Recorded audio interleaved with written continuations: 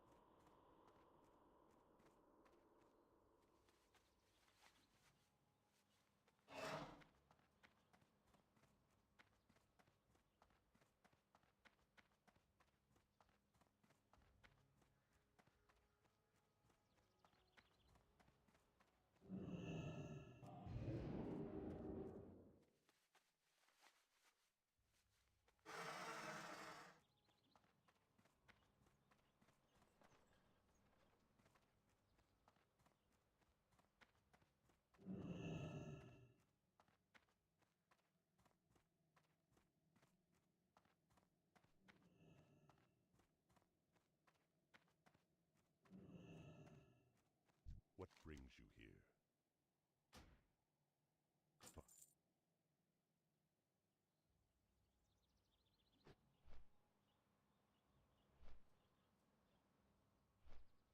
It's all that kind of crap. There's a fascinatingly weird investigation game going on here where you're uncovering the strange secrets and history of this made-up Central European nation. That's the real driving force in the game, rather than the combat, which is functional. It's not bad by any stretch, but the design of the world and the disturbing details of the civil war that's ongoing is far more intriguing. At number 45, it's Total Chaos, made by the guy who did Turbo Overkill. This game is actually a completely overhauled version of his original Doom mod, which is also worth checking out. Rather than being a balls-to-the-wall action game you might expect from the name, it's a survival horror game to its core with limited resources and a large interconnected set of environments to explore. Crafting is an essential part of the game as you slap together various resources to build weapons and healing items. Tons of monsters are smacking around, and for the most part, Total Chaos sticks to the traditional model of survival horror games. You're constantly exploring, solving little puzzles, and encountering new enemies. What really makes Total Chaos work, though, is how it's constantly mixing things up. The game loves to throw new and unexpected horrors at you that you may not know how to deal with first time through. You will die a lot, to be clear. But even with a fixed save system, it never feels too frustrating because it's like if there's something truly dangerous, the game's nice enough to throw you an autosave before it. It's a game that's more tense than flat out scary, but it's really well designed, and it's a fun survival horror game. Good luck getting the good ending, though. No human on the planet is going to figure that out the first time through. And number 44 is Stellar Blade. The former PlayStation exclusive came to PC in 2025, and it's still really good for what it is. The game's not afraid to make its inspirations clear. It's a Souls game mixed with some Nier Automata, and it's a really well-made and fun game that's, yes, pretty derivative, and yes, very sexy lady, make game fun, but I mean, it just feels good to play. Totally aside from the influences and the obvious visual appeal it is going for, it's well paced, the boss fights are fun, it's a little more forgiving than a typical Souls-like, and it incorporates, like I said, a little bit of the flash from something more like Nier Automata, or that sort of direction of spectacle action games. The story's gibberish, and a lot of the voice acting feels kind of amateur hour, but everything else about the production is very high quality and generally well made. It's a game that's just generally better than a lot of people expected it to be. Like, it's not just skating by on an attempt to appease people who want a sexy protagonist. It's a good game.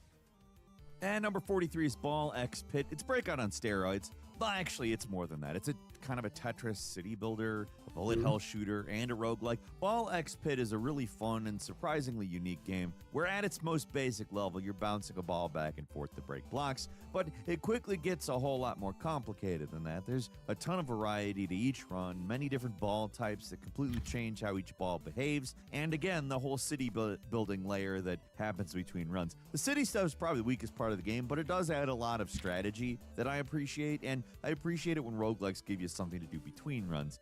But it's like the ball bouncing part that we're here for, obviously, and that part's fantastic. At number 42, it's Battlefield 6. They finally just made the game Battlefield fans have been asking for, and it's not perfect, but the core Battlefield experience, it's what we've wanted for a long time, and it's here. Yes, the Battle Royale stuff and the focus on some infantry-level engagements might be seen as negatives among the hardcore faithful, but in general, I think this game is pretty exceptional. Very, very fun. There's nothing out there quite like a Battlefield game when it's firing all cylinders, and it is. I mean, the campaign isn't super good or anything, but it's better than Black Ops 7, to say the very least. If you're playing this game, it's probably for the multiplayer anyway, so whatever. It's got some problems. No DICE launch game can be completely free of problems, but in general, this is a really good game. And number 41 is Absalom. If there's a genre of game perfectly suited for the roguelike treatment, it is the beat 'em up. These games are generally short, they encourage multiple playthroughs, and they're mechanically pretty simple, so if anything, it's kind of surprising that it took this long to get a game like Absalom. Created by some of the developers of Streets of Rage 4, obviously top-notch beat-em-up stuff, this game also critically both a very good beat-em-up and a fun roguelike with a ton of overpowered abilities to unlock. It's honestly closer to Hades than something like Binding of Isaac, in that you're most likely not going to be able to finish a run from the start, but the progression system is satisfying satisfying, and the branching paths you can take actually add some mystery and wonder to the world. Very entertaining game, can be played either solo or co-op, and it deserves a lot more attention than it got. At number 40, it's Ninja Gaiden Ragebound. This throwback to the classic games in the series was made by the guys behind the Blasphemous games, but is critically not a Metroidvania. It's just a normal game with normal levels you progress through to reach the end. It's intentionally old school in the best possible way. It took this long, but we finally got a new game in the style of the original NES game, only with excellent modern pixel art graphics and silky smooth controls. There's not a whole lot else to it. It's just a really well-made game in the style of the originals, but with modern sensibilities. Might sound like I'm being a little bit dismissive, but I think that's high praise. The original Ninja Gaiden is a classic and a reason to want more.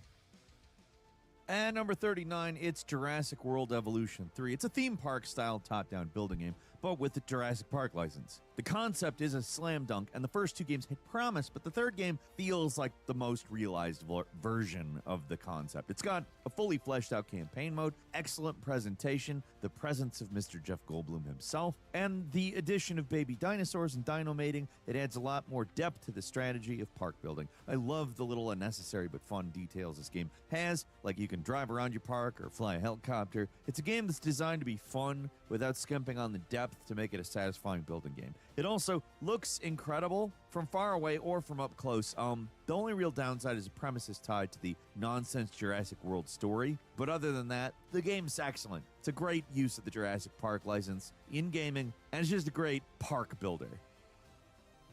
At number 38, it's Pipistrello and the Cursed Yo-Yo. This Legend of Zelda Link's Awakening-inspired top-down action game is a real standout, not just because of its distinct art style, but just how rock-solid the damn game is. It's really a game that gets the fundamentals, an extremely well-designed game from top to bottom. The gimmick is that you use a yo-yo as a weapon, which can bounce off angled walls and perform other tricks to get around or solve puzzles. The city environment, very charming. They're always throwing new twists on the gameplay at you to keep everything fresh. You'd think with only a yo-yo as a weapon, the game would start running out of ideas pretty quick, but it doesn't. It just keeps coming up with new and creative ways to challenge you, and it's not an easy game. Not overly hard, but not easy.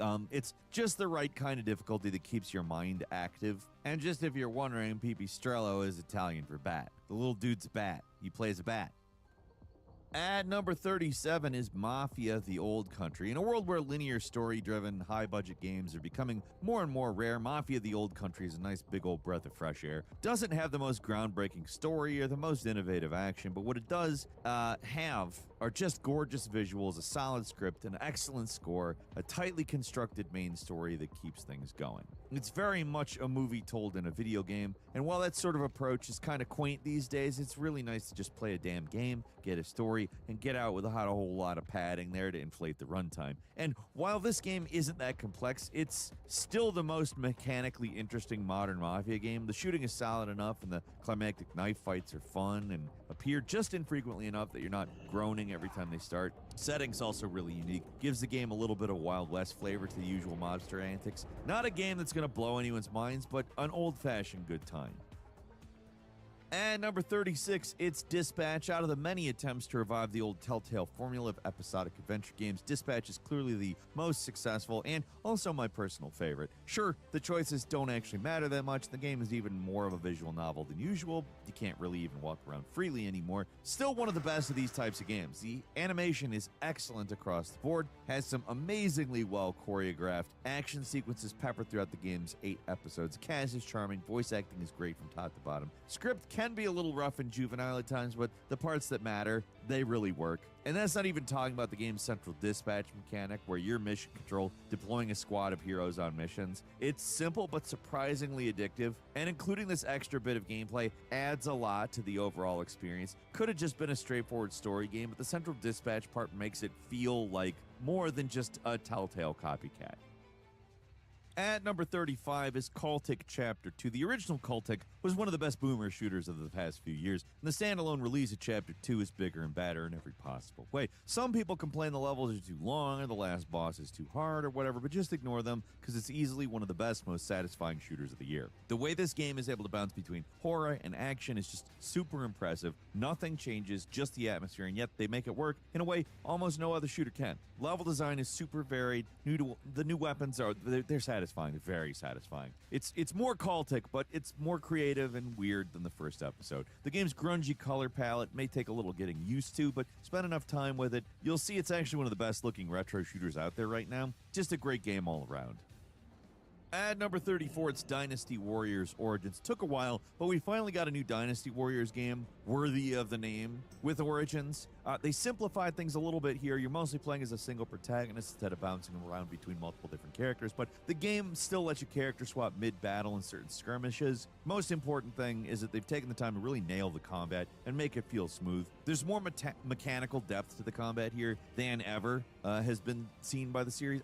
If you remember, I did the Before You Buy on Dynasty Warriors 9, and this is just one of my favorite series. I love Dynasty Warriors. They just fucked it up so bad with that game. And really, the best Dynasty Warriors games were the Hyrule Warriors games for quite a while there. And this, I think, is a nice return to form. Like, they actually have to whittle down enemy armies again. Like, they put you in battles that require you to bounce around between your allies and assist them when needed, instead of just dull corridors you need to mindlessly clear out. The mission design is just a lot more fun. The combat is way more fun. The overworld that ties everything together is actually charming, gives you a lot of side activities to do with the big battles. It's Dynasty Warriors at its core, but it's one of the best games in the series so far, and just so much better than the attempt to make an offline MMO with Dynasty Warriors 9. What the hell was that shit? At number 33 is Schedule 1, another one of those games that hit the community out of nowhere. Schedule 1's a game that might not look like a lot, but it's super well designed and very entertaining, with an amusingly subversive premise. You're a drug dealer, which is a concept that has been done before, but in much worse games. This one's actually really fun, from the basic activities of growing and distributing drugs to the more high-level stuff like managing staff, dealing with rival cartels. The game is in early access, but there's already a ton to do in it, and while the cadence of updates has been slow, they always manage to add some pretty new features every couple of months. It's a good game. It's got a lot of development left to go, but it's already great enough to pick up. At number 32 is Tainted Grail: The Fall of Avalon, a quasi-open-world RPG. It's Souls combined with Skyrim in almost every way that counts. They drop you into these large, open environments with tons of little dungeons and caves and side quests to explore and little bits of loot all over the place. But you start out as a total chump who will crumple if somebody looks at you funny. Mechanically, very similar to Skyrim, but a lot more dangerous and deadly, a lot more reactive choices that can affect the outcome of various regions. The game doesn't always look great, but it manages to punch way above its weight with the environmental design, because each region, it's relatively small, so they sneak in a bunch of bespoke elements to almost every major side area, which makes exploration feel especially rewarding. It's difficult, and at times it's a janky game, but it's got ambition that makes up for all the shortcomings. With no Elder Scrolls for years to come, this is probably the next best thing we're going to get, and it's pretty damn good. At number 31, it's Kingdoms of the Dump. Steam sees dozens, if not hundreds, of forgettable old-school RPGs coming out every year, and most of them are pretty mediocre to absolutely bad, but this game is something special. It's not just that the fantasy world is a literal garbage dump inhabited by sentient trash cans, it's actually a well-made RPG, designed by people who clearly love old-school RPGs like Final Fantasy VI and Super Mario RPG, so they tried to make a game that included elements from those games. And I have to say right off, like, they nailed it in terms of the look. You wouldn't think that a trash-themed RPG would be absolutely fantastic looking, but it's got, like, this look that feels like Final Fantasy VI by way of Chrono Trigger with some Super Mario stuff in there. And I don't mean actually Super Mario RPG, like kind of more Mario World. But gameplay-wise, it's fast-paced, battles are quick. It actually has some tactical depth, and the exploration is fun and fluid. You can jump all over the place. They're hiding treasures all over. The story's appropriately goofy, lighthearted, but with enough intrigue to keep it interesting. It's also just a nice-looking game. The music is fantastic. It's a game with the best elements of old-school games, while also throwing in some modern design sensibilities. A little rough around the edges at launch, but otherwise really well worth checking out. At number 30 is Hades 2. Hades, but more. That's really all that needs to be said. The original Hades was very good, and this game is also great. Review done. I mean, Hades 2 does deserve more attention. It is impressive how they were able to expand on the game with new weapons, an entirely unique set of skills, while making it feel like the same game. In some ways, I like the weapons and abilities more this time around. They had room to get a little weird with it, which you always have to appreciate that. And the additional stages make it so you're less likely to hit a brick wall in the early game. Hades 2 is still about making incremental progress in the roguelike mode, but they bring it to a bunch of main story events and branching paths and characters and unique encounters. It takes a long time before the game starts feeling repetitive. It's just a high-polished, beautiful game, well-made roguelike, easy to recommend for anybody who liked the first game or just likes roguelikes or even just likes kind of Diablo-ish games. I don't want to pigeonhole it as a Diablo-like because I wouldn't call it that. But somebody who likes Diablo is going to like Hades too, I would think anyway. At number 29, it's Wu-Chang Fallen Feathers. This Chinese history-focused Souls-like has a lot going for it. And while the developers' post-launch decisions have been somewhat baffling, the core game here is really solid. Where so many Souls-likes focus on combat above everything else, Wu-Chang has been kind enough to remember that level design is a big reason why these games are so good. The game has this massive interconnected environment that circles back in on itself in interesting and surprising ways. It's got a lot of optional branching paths and tons of unique weapons and armor to collect, as well as a ton of varied and fun bosses to fight. Not as brutally challenging as a lot of other games in this genre, but it's not a pushover either. The combat's super responsive and satisfying. There's a solid selection of weapons to pick from. Also, it looks gorgeous and grotesque in equal measure. There's some gnarly looking enemies in the game that give it a distinctly Bloodborne feeling, and I mean, there's just a lot of game here and a lot to keep you busy. At number 28, it's Split Fiction. The follow-up to It Takes Two might be a little lacking in the personal stakes that game had.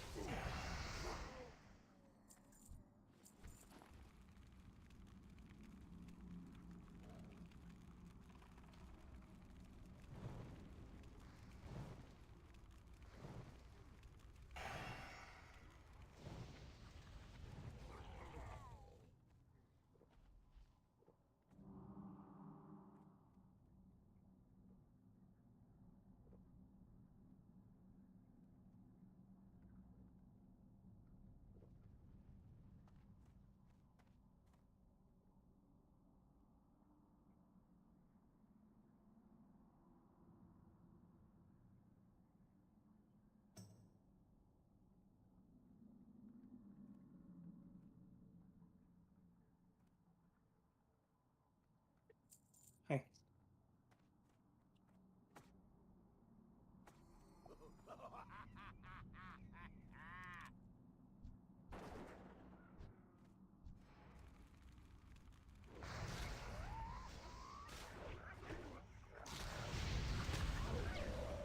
You guys are pretty nice. Oh god.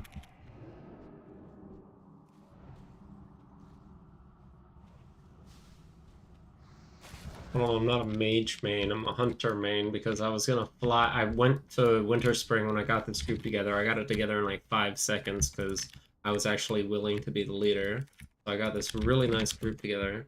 Took me like a minute, literally. Easy peas. And we're going there, and I was like, okay, so this one guy was in Alterac Valley. So we had to wait for him, and we had to wait for another people, so I calculated it, and I was like, I'm just gonna, had to go to Winter Spring, so I went through the cave, and I got to Winter Spring, and I was gonna fly down, and what's-his-face is like, just teleport, and I was like, oh shit. And I teleported to Thunder Bluff, which is a direct small flight to,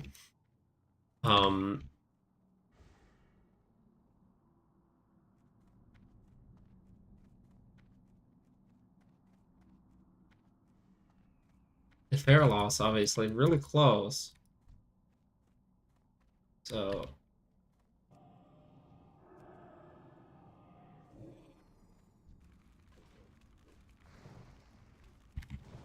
moved straight down and I came up like directly in line with everyone else. I beat them by like a half a second, basically. It's like, yeah. And so we're talking about, I'm here just for the water the entire time. The water quest. And a lot of these guys are really cool and were willing to like get me to the library, get the quest, walk out, go to the Dire Maul East, do the Hydraxis dungeon, and come back and then finish this dungeon. We have this one fucking dickhead hunter here who's like, no, I'm just here for Dire Maul North.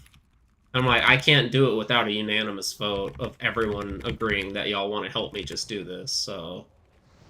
They're like, alright, well, after, we'll go do it. This huntard is out of here. But yeah, I can't... I'm honored that y'all want to help me, but I can't do it without every single person here agreeing. And I'm not just going to kick him out because he wants to do the dungeon that we signed up to do, you know?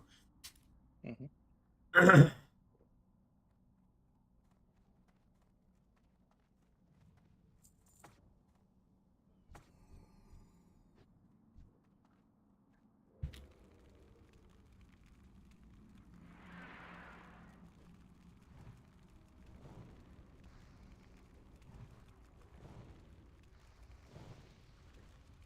Yeah, I'm gonna keep Blast Wave and Pyroblast for as long as I can, because I am smart enough to make actual good use out of them. I incorporate Blast Wave into my rotation a lot of the times, especially in AoE.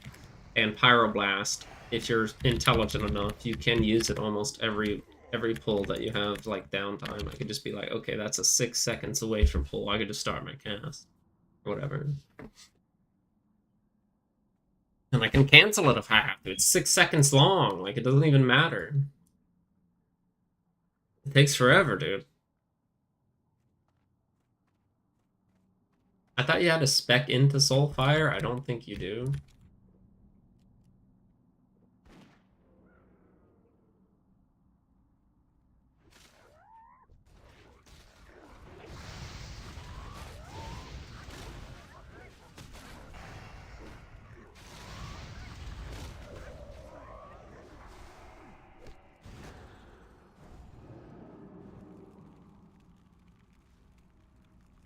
Try and knock me up in the air, will ya? Blink. Automatic blink. Fucking auto ultra instinct blink out of it. Can't fuck with me. Can't even touch me, dude.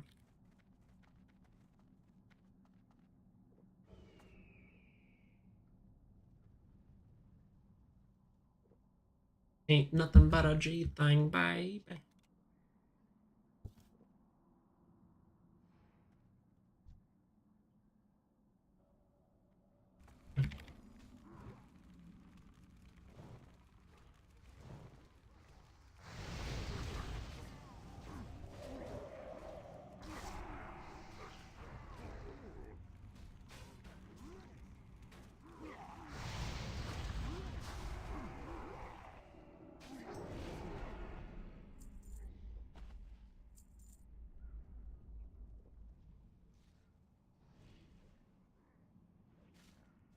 Oh my god, we talked about that. He probably pulled it on purpose, right?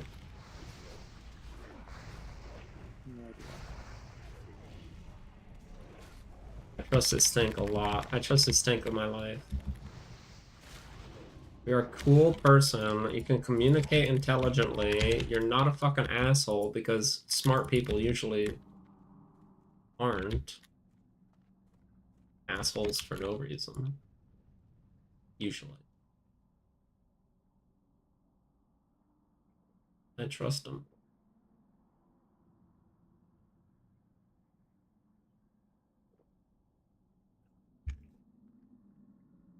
Especially to randos, like, I might be an asshole, but I'm almost never an asshole to completely random people, you know?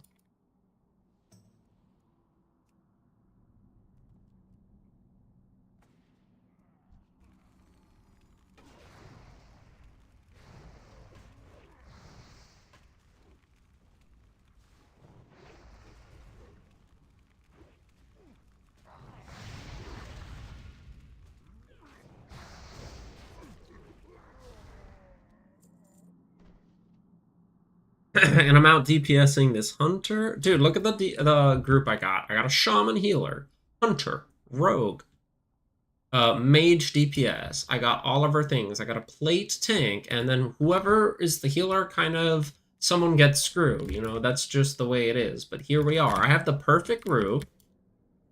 I got it in a minute. There are a billion people waiting for, you know, queue in group. Why does it take me to have to be the one to be like, assemble? Although I guess I shouldn't be complaining. I'm the only one good enough to do it. Like, that makes sense. That actually checks out. Not even a difficult thing, and yet I'm the only one good enough.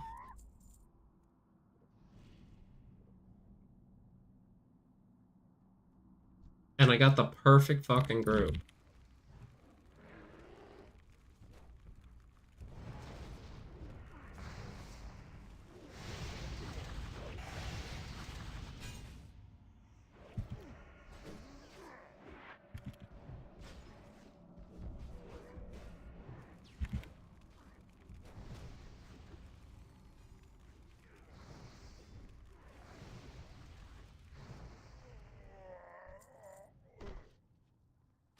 That's a good ring. Hey.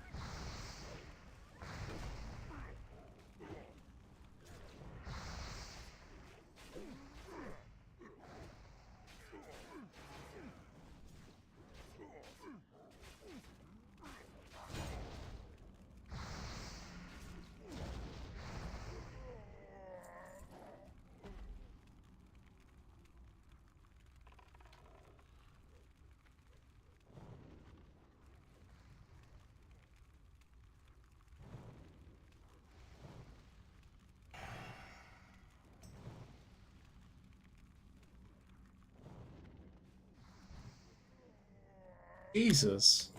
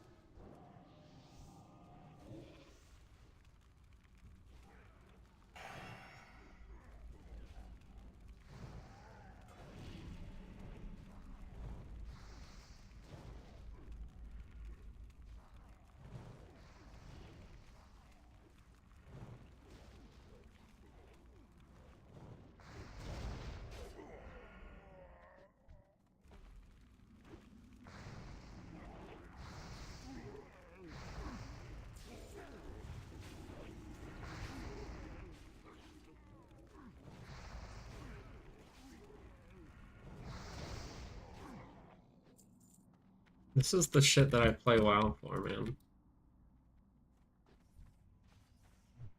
I threw a happy fun rock at this this guy.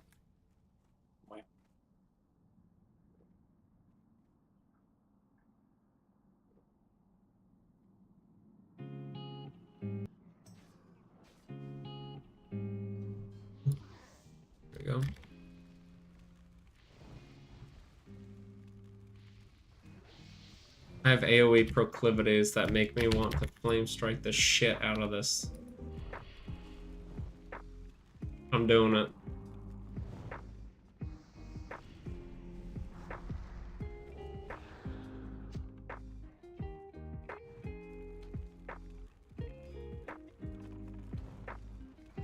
I actually don't... I trust this tank. I don't think they're a good tank.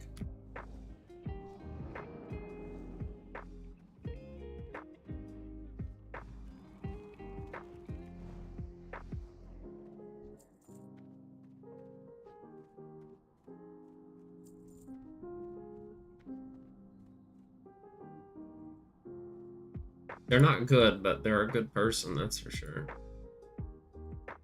They're a mix of melee, or I mean DPS and tank. They were both, so I don't blame them. I think they're Fury. They're not really spec'd for it, but most warriors don't spec for tank. They could just handle tanking, but when you get to the later end of the game, it gets a little bit more sketchy, obviously. So yeah, we're in this kind of like middle grounds where it's actually not... It is and is not okay to just be the one.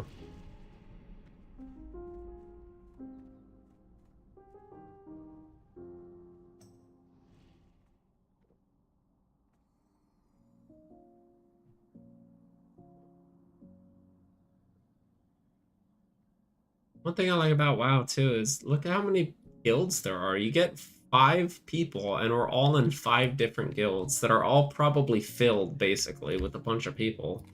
OCE Horde, Wipe Inc., Silent but Deadly. What's this guy? I can't even read it right now. And then mine. 5 different guilds.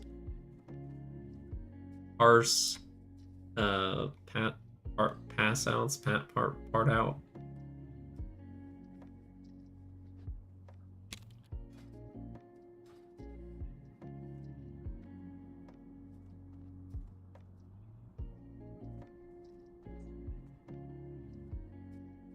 Never wanted to be a part of some random ass guild that I don't give a shit about, but I guess it's better than not. Currently.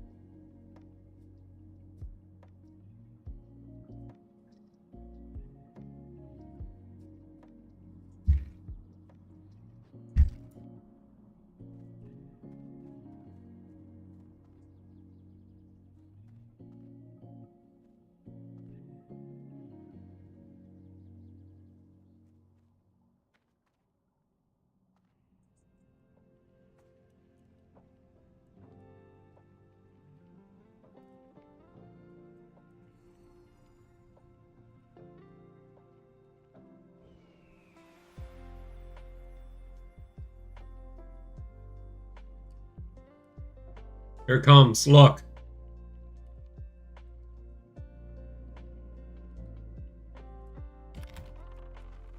Kill it.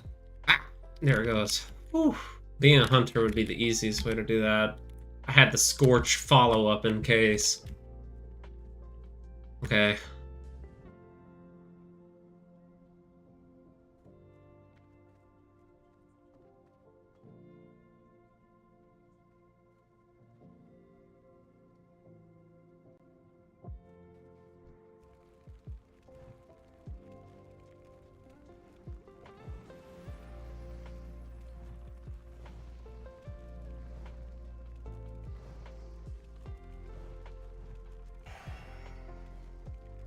You know how you can predict when you're gonna get a clear casting? No. Oh, I guess just me.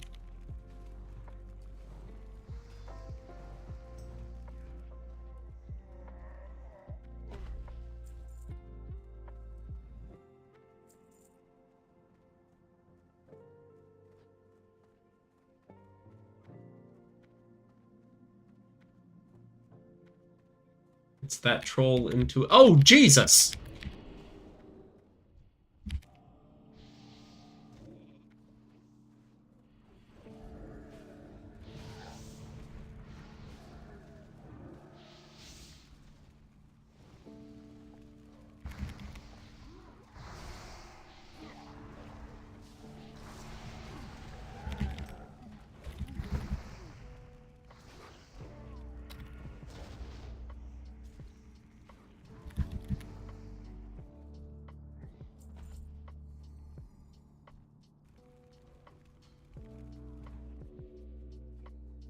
Wow, he banished me. Well, Wow. It's fine. I actually do not care. That gives me time to put on my chapstick. I don't know if I've sent you a picture. This split down my lip has been like 3 weeks now. It's just, I have a scar down my lip. I have a massive cut scar down my lip. Like off center, but middle of my lip, but it's not really the middle of my lip.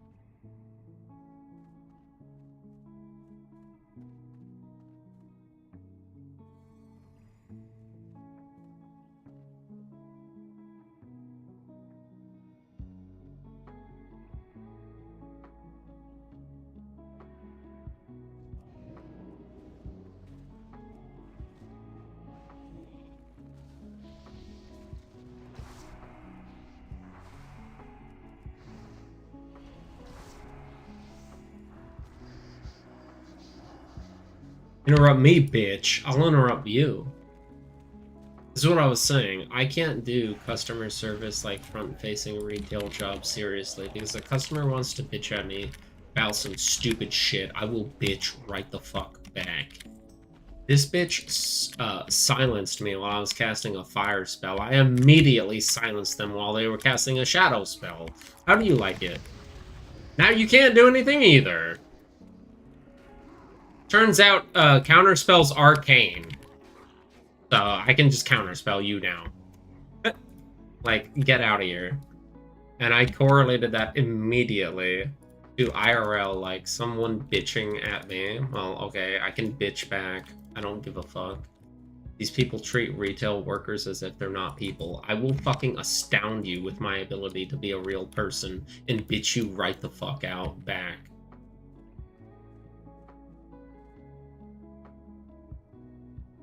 No hesitation.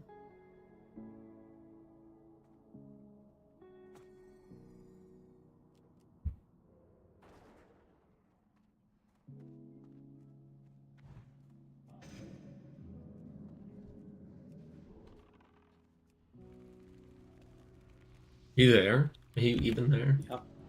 Yes, I'm here. You ever have anything to say?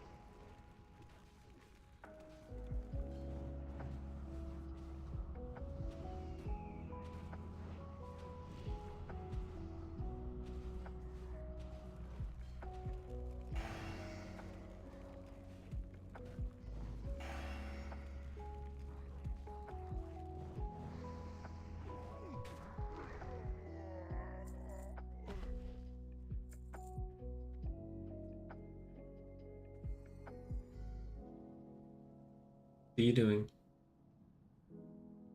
I'm the gadgets in so I can do some AoE farming.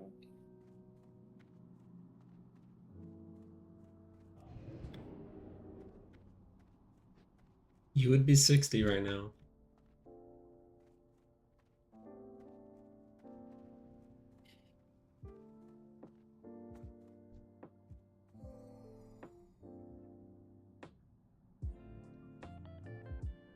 Let's play our shaman and warlock together now then. You're 33, I'm 32. Sure.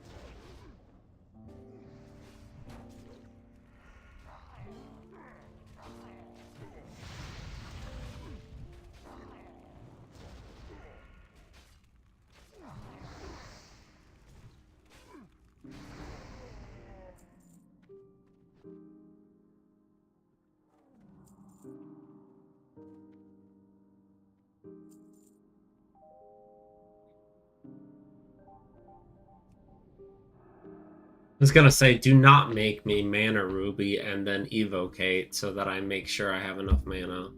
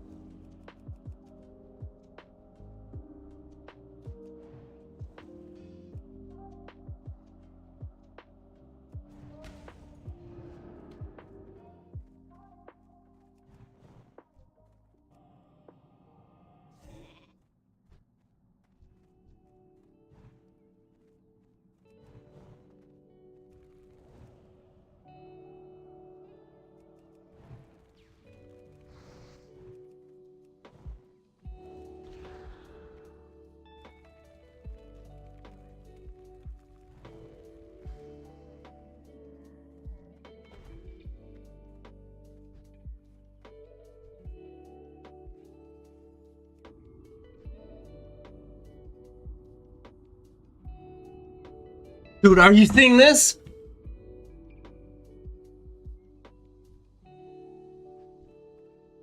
Oh!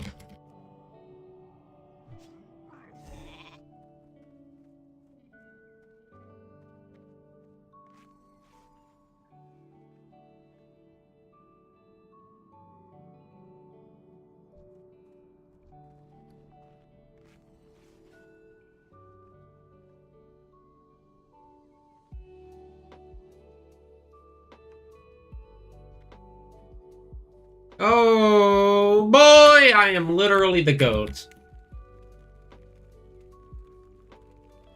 I saved us from absolute certain death.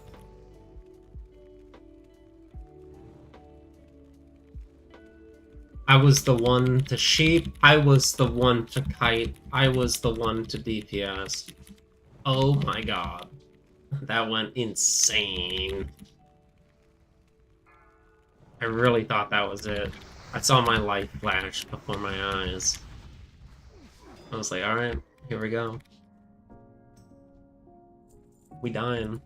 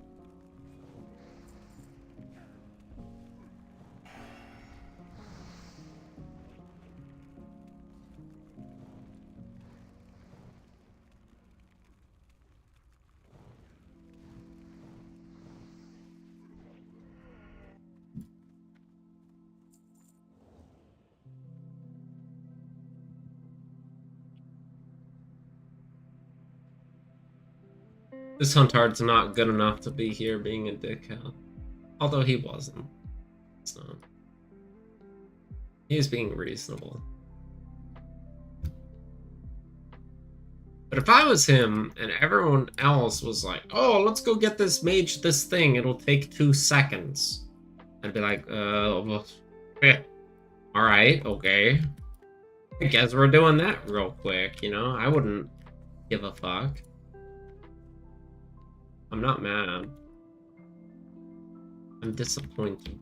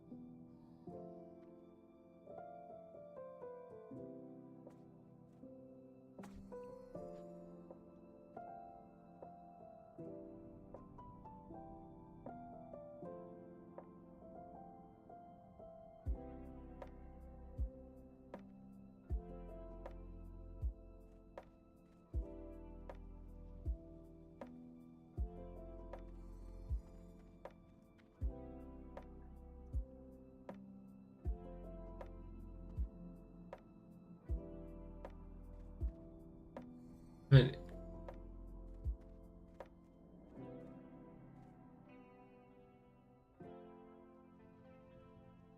it's probably this platform, bro. Okay.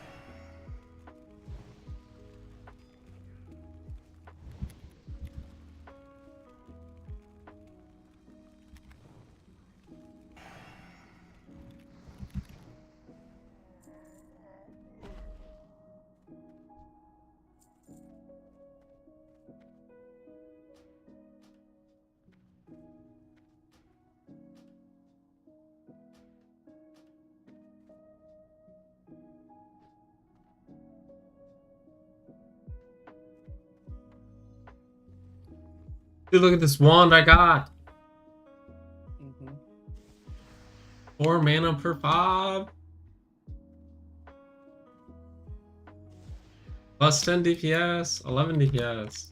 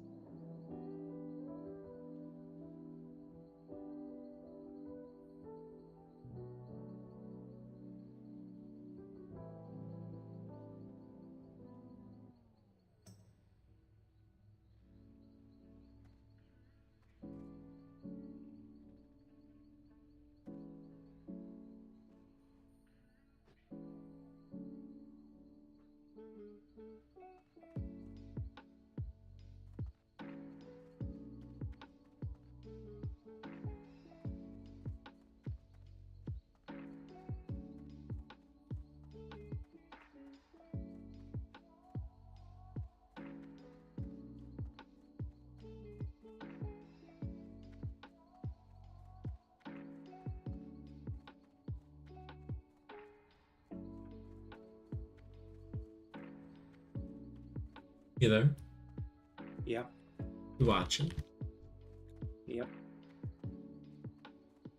Are you though? hmm I mean, I'm also doing this, so I can't watch I it. I ate them.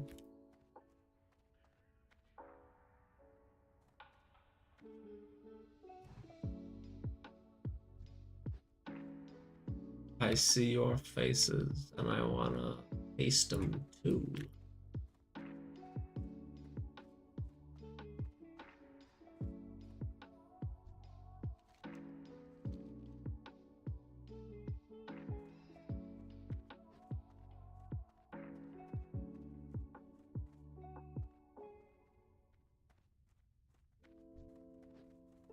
Wait, look at this, look at this.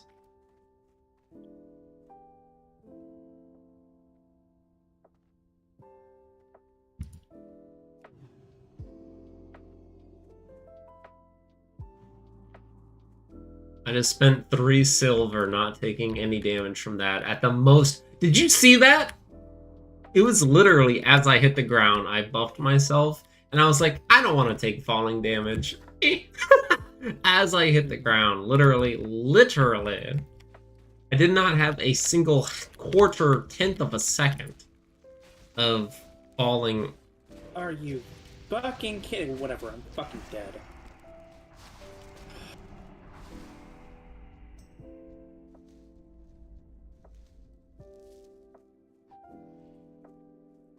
That doesn't sound very good.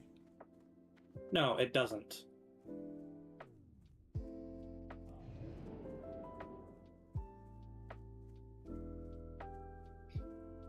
Enemies get to fucking hit me up on top of the wall for no fucking reason.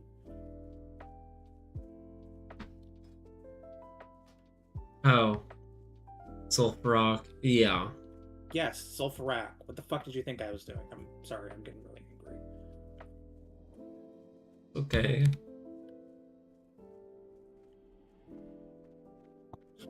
I was gonna say that's quite the departure from your normal demeanor to insult me like that. I hate doing this. This is the least fun I've ever had playing this game in any iteration of this game.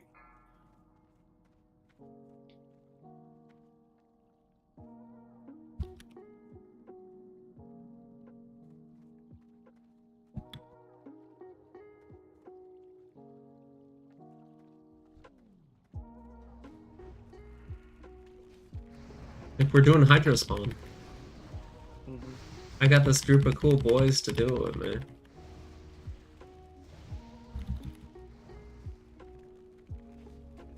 I'll have to hopefully find some group to do it with. This is what you and Knobs don't understand. Just get together with the boys, dude. You gotta be personable. You gotta try and fucking communicate with people. A little bit. I'm out here talking to people and shit.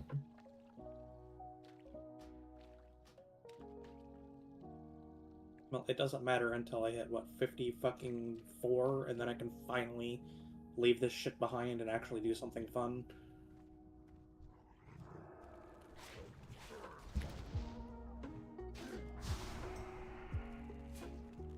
Because I think 52 is too low, right? I can't do... No, any 52 of is that too low. in-game dungeons. No, 52 you can do BRD. BRD is really good. Well, then good. I only need fucking, like, 1,000 more runs, and I can finally play the fucking game again.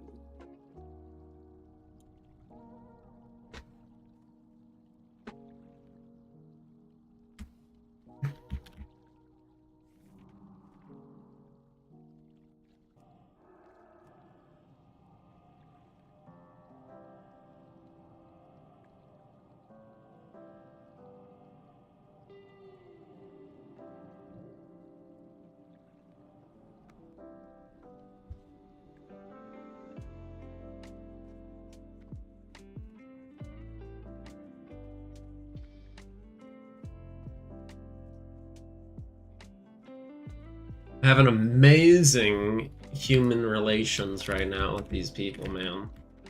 Normally, I do not jive with people, but we are just having a really good time. Ah, here we go, dude. Portal to Thunderbluff, because it is, again, the quickest thing to Theros. So we all took that portal to Thunderbluff. You told me not to get it. You were like, that would be the one thing you should not get, and I bought it anyway. And immediately, an hour later, someone asked me for a portal to Thunderbluff, and now I'm using it. Actually using it.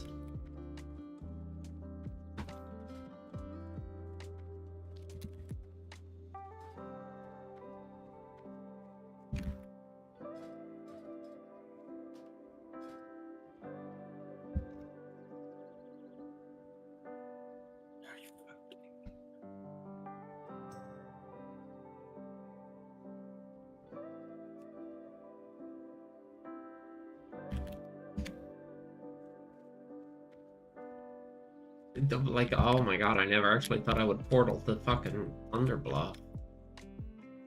It's crazy. That's why you buy that stuff. Knobs was right in a way. That's why you buy every spell. Because eventually you will need it. Eventually you will use it. Ooh. And here I am. If I didn't have that, that would have been a big detriment to this entire party, to this entire idea.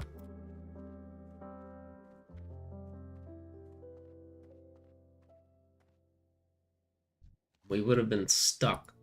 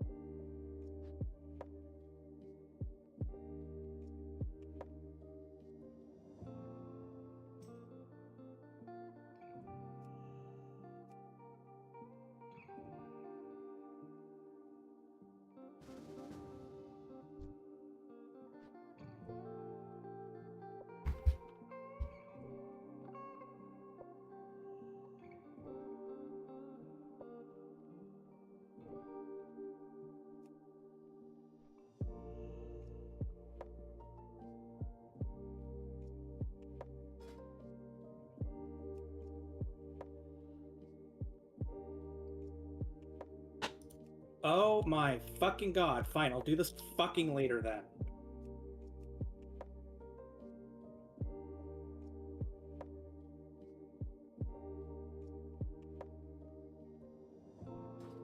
Do what later?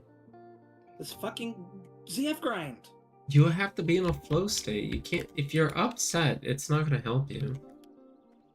Well, yeah, a fucking random mob just gets through my blizzard and just happens to hit me once and daze me. First hit, and then so I die again as soon as I fucking get there. I'll just fucking do this like next week or something. You don't have that long. You need to start leveling. Well, then do it for me. You serious? I don't know. I don't really want to fucking play it right now, so it's gonna be fucking later. I'll do it.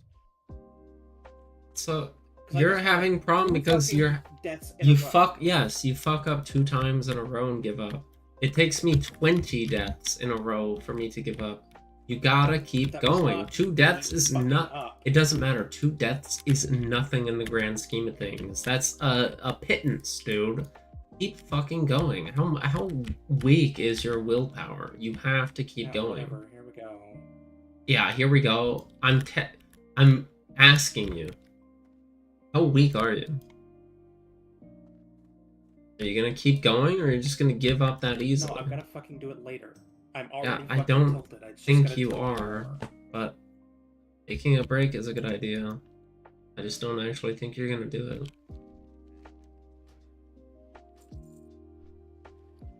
Take a break all you want, but at some point you're going to have to suffer those deaths. That's what I've been trying to tell you. It's what Knobs has been trying to tell you. And me. You will die. They're literally necessary. if it was once every few runs, it'd be fucking whatever. Not when it's two Dude, deaths in a row. if for it's the same if fucking it's reason. once every few runs, it's gonna take longer for you to get to that point. The fact that you're dying that fast back to back means that you're learning that much faster. You're gonna be in the stage where you never die again that much faster. Every single death is actually experience gain. It's a separate invisible bar for ZF specifically that you can't see and you have no idea about. But every single death increases your XP in that bar. And eventually you're going to get to the point where you just don't die in ZF anymore. Yeah, I was at that point, and then I just get randomly. No, fucking you slapped thought by you were at fucking that bad point. luck. The shitty ass programming lets them hit me on. No, top of you fucking thought road. you were at I that remember some run point. through You're fucking not. Blizzard. You are incapable of just continuing to learn. You think you've already got it down. You don't. You need to continue to try and learn. Continue to try and experiment with the small little things and changes to find the perfect way, because you think you have it perfect and you don't. I watch you and there's a million things I want to correct you on, but I don't know how or if I should, because you're just going to rage at me. So I don't fucking tell you. You have a million and things that you could improve on. You do have massive room for improvement. I don't want to hear it. You are not even close to perfect at ZF, dude. The reason you're failing is not because of randomness. It's not because of RNG or unluckiness. It's because you're not doing it correctly. And I can't tell you how to do it. Fucking Blizzard, that's RNG. No, it's not. You're not That's putting it in bad the correct fucking luck. place. Okay, I have shit to do. Okay. I can't help you anymore. If you aren't willing to listen to what I'm saying once again, then I cannot help you. You have to listen to my words.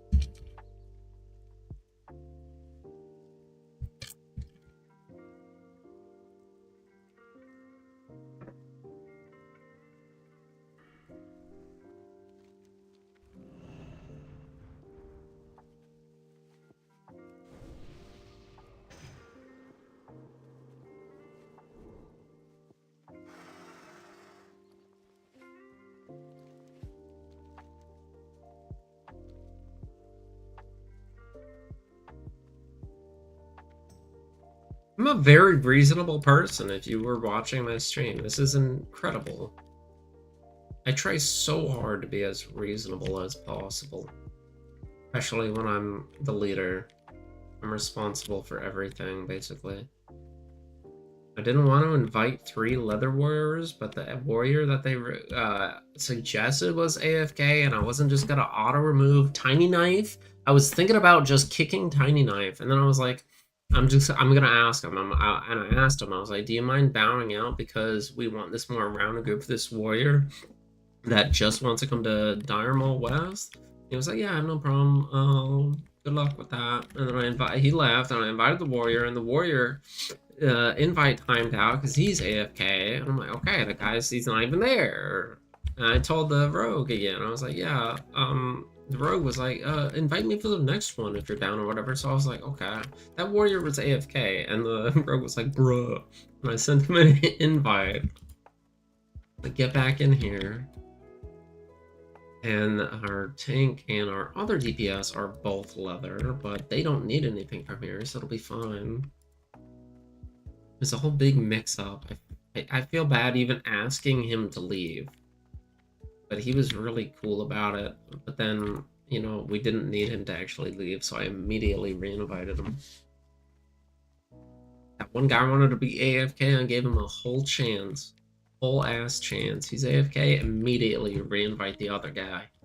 My code of honor does not let me do anything else. I literally physically could not do anything other than what I just did. We still need, what, a healer?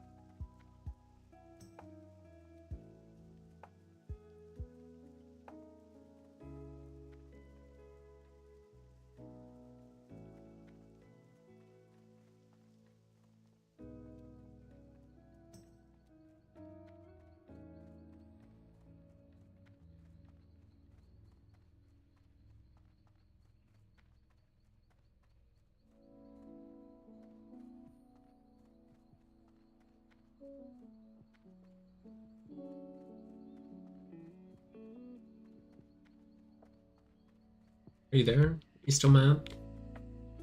Yes, I'm still mad.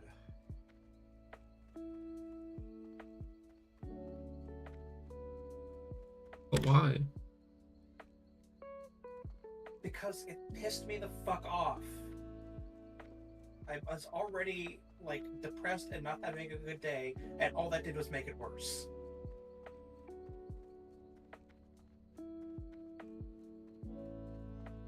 I don't even know. You're always in a bad mood, man. Whenever you're ever in a good mood. What my insanity does for me, there's no reason for me to be in a good mood, so I fabricate my own good mood for no good reason out of thin air. I thought you would fucking learn to do the same by now. There's no reason for you to just be upset all the time.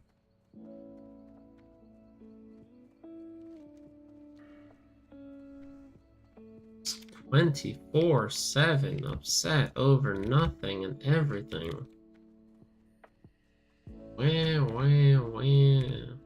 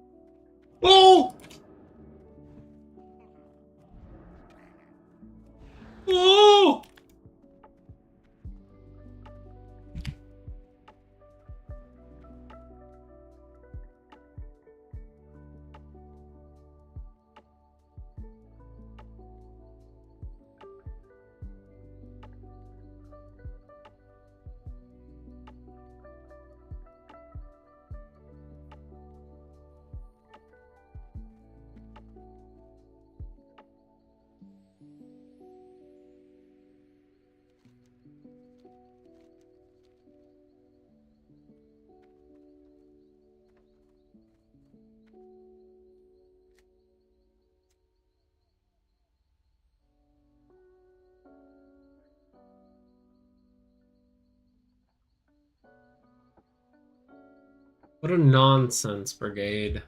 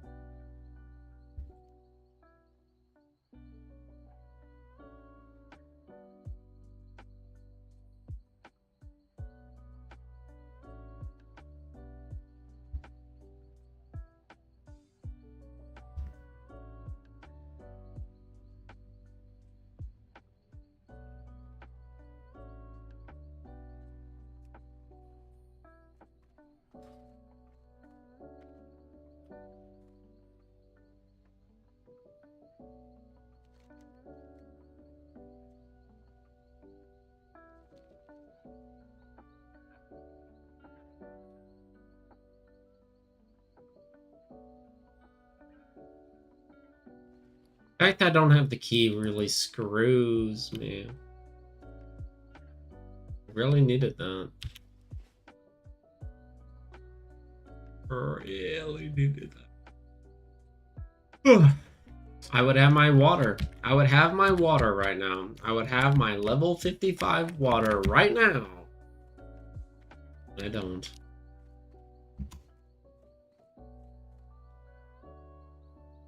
'Cause I can't get in. Door's stuck. Door is stuck.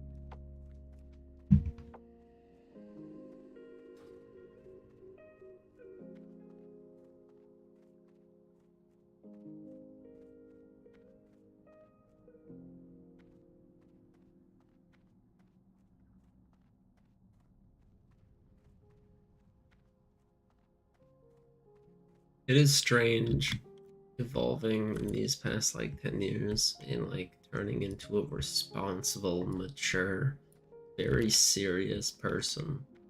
Even though I retain a lot of my, silliness.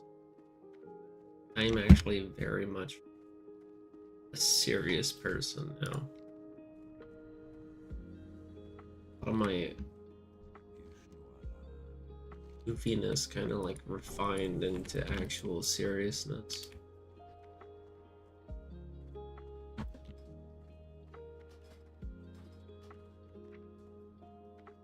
It's still there, but it's different.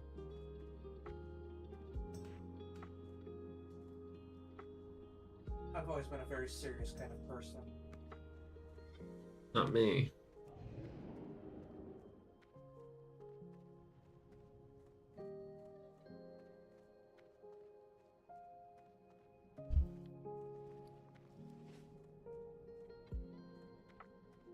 I'm always so super nonchalant. So it's just like an overtone of seriousness.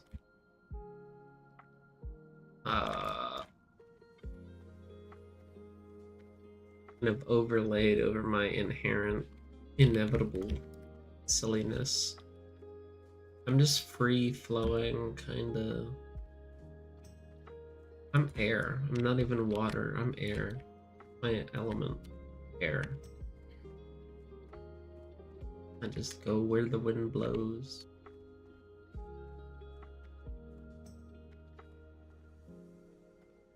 Super easy to make me angry, but it's also like super easy for me to just forget about it and move on.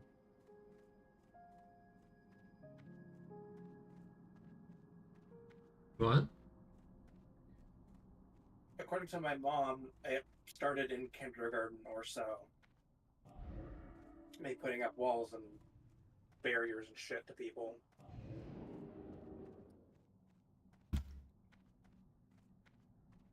Did you get like bullied in kindergarten? According to her, yeah. I got rejected hard by basically everybody else, and so I started putting up barriers.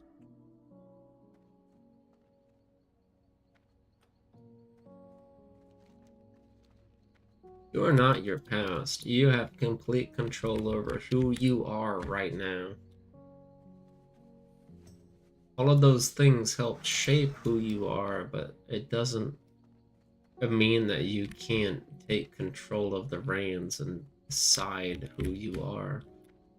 You can't change.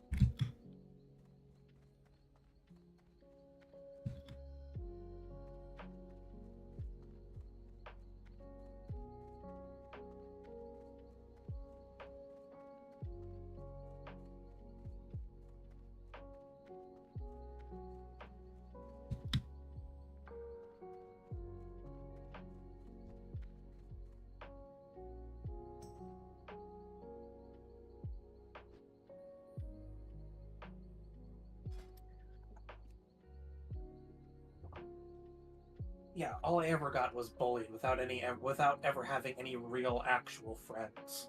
So it's probably no wonder why I'm so grim and shut off from everybody else.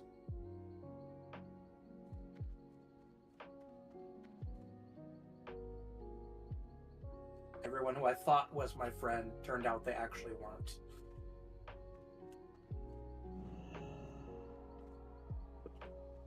I didn't have a Lewis or a Matt until I was fucking like 25. Both of them are not actually as good of a friend as you ever were to me. They are callous, unfeeling assholes that don't really deserve the position of best friend. You deserve it, not them. Well, you're the only person who's talked to me for more than like a few years at a time.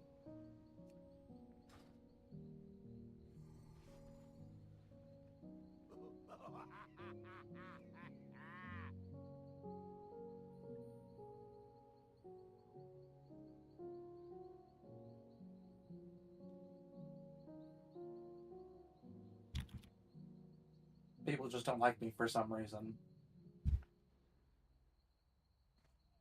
even when I try and What, be. you have negative charisma and you're wondering why people don't like you?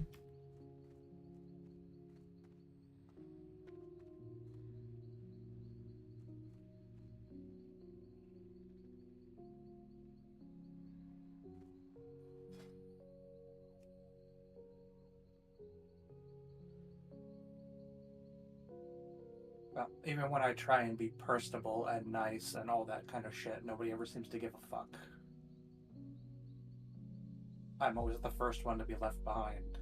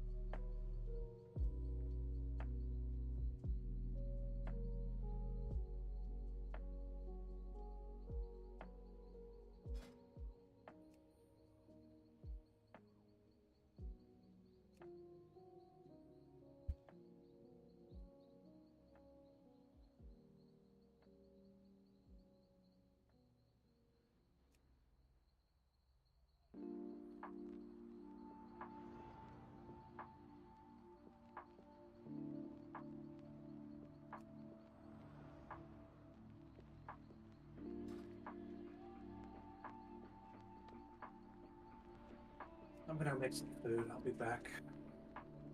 Okay.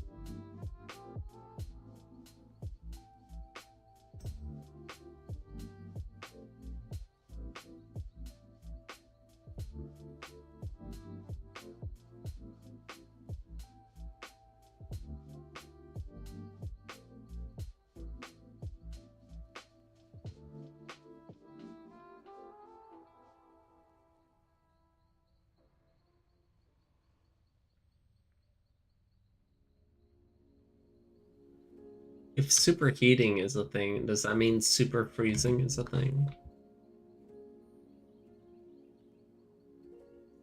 You make ice so cold that it's cold longer?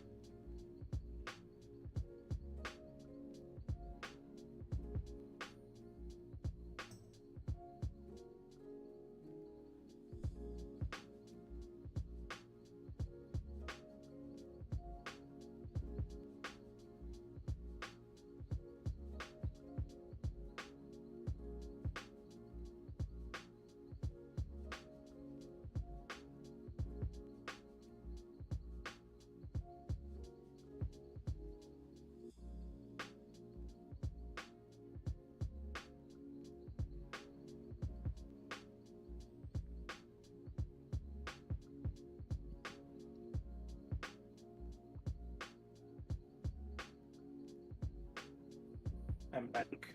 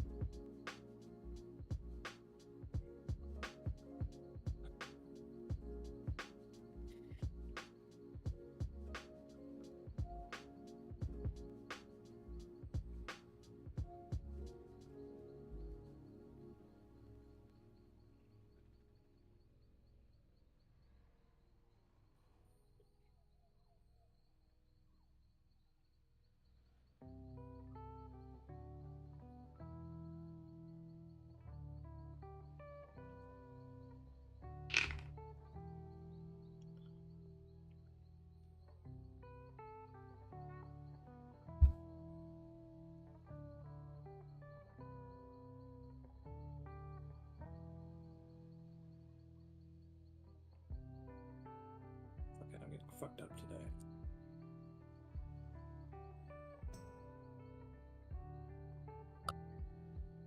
Huh? I said, fuck it, I'm getting fucked up today. Deciding how big of a chunk I want to put of this cannabis oil into my ramen, and I decided on a huge chunk. No, cut that in half. That's too late. It's already in there and melted in. Hey, you're an idiot. Always take whatever you have and cut it in half so you could do that twice. The problem is I need to mix it in something because it's extremely unpleasant to take by itself. That has nothing to do with anything I just said. I'm saying if I took half, I'd have to go make another bowl of ramen or something later to take another half. No, you just wouldn't take it until tomorrow. That's the whole point. Well, the point is I want to get fucked up now. Uh-huh.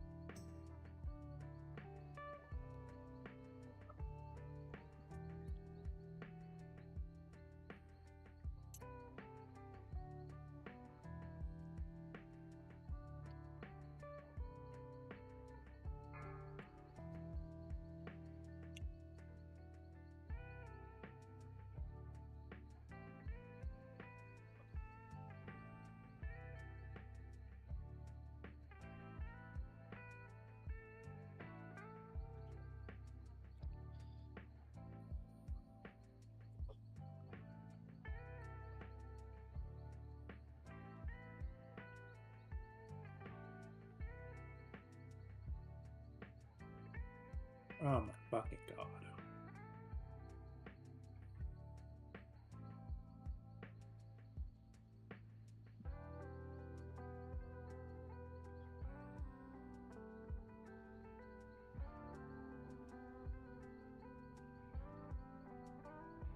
I'm gonna add all these guys to my friends list, man. Definitely Zolteus, and definitely Kath, and whatever his warrior's name.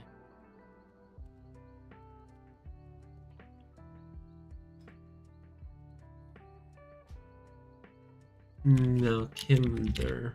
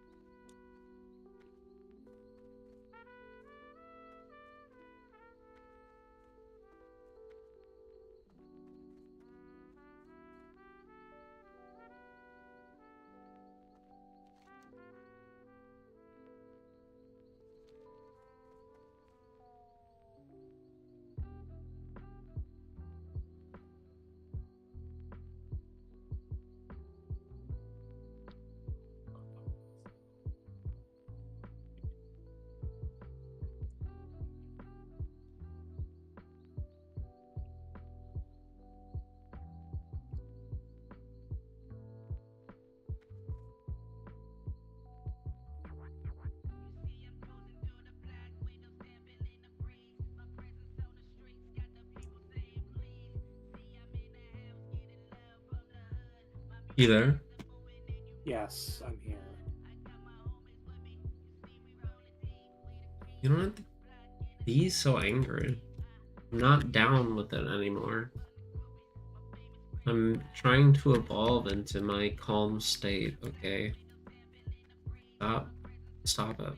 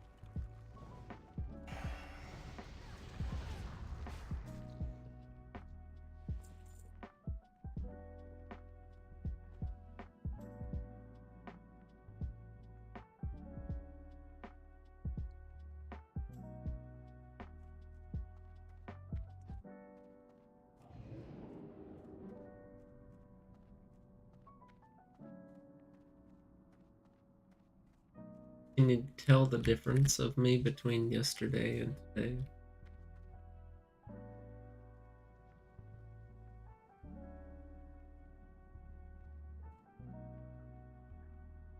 Nothing that springs to mind.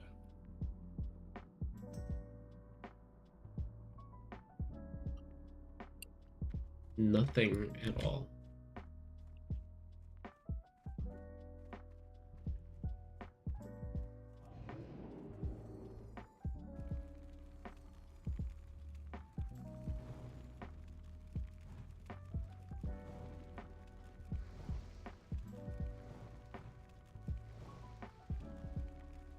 Hmm? I guess not.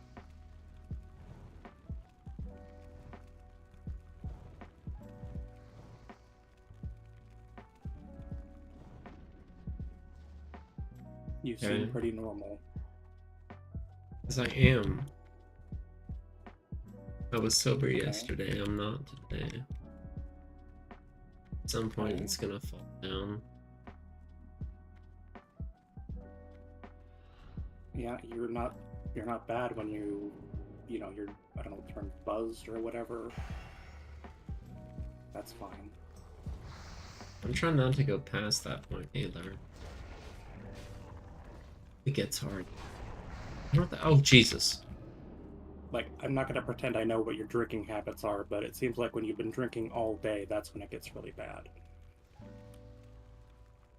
At this point, I mean, that's what it is. Like, been all day yet. Only when it goes on for— I have to stop. Also, I'm getting I can really usually hear hungry. I can usually hear it in your voice when you've gone too far. You speak a little bit differently.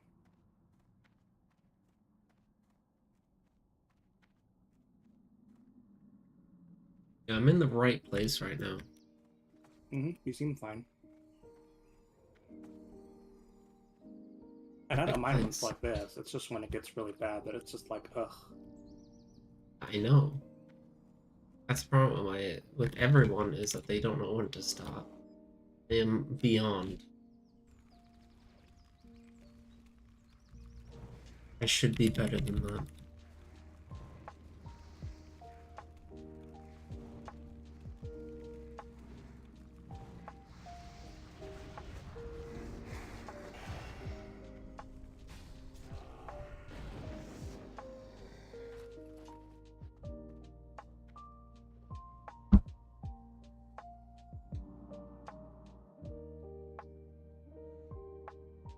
It's hard to— it's because it doesn't hit you immediately, so you have like a delayed reaction. You end up like over inhibiting yourself. 'Cause it takes so long. You're like, okay, I want to get here, but it takes so long, and then by the time you're just— by the time you get there, you're just slamming them down, and then you get way fucked up, and then you're like too far gone to even be like, I want to stop, so you just keep going. It's a demon. It's a thing that a lot of people cannot have a grasp on. I am better than most people. That's what I like about vaping, is that it hits you basically instantly.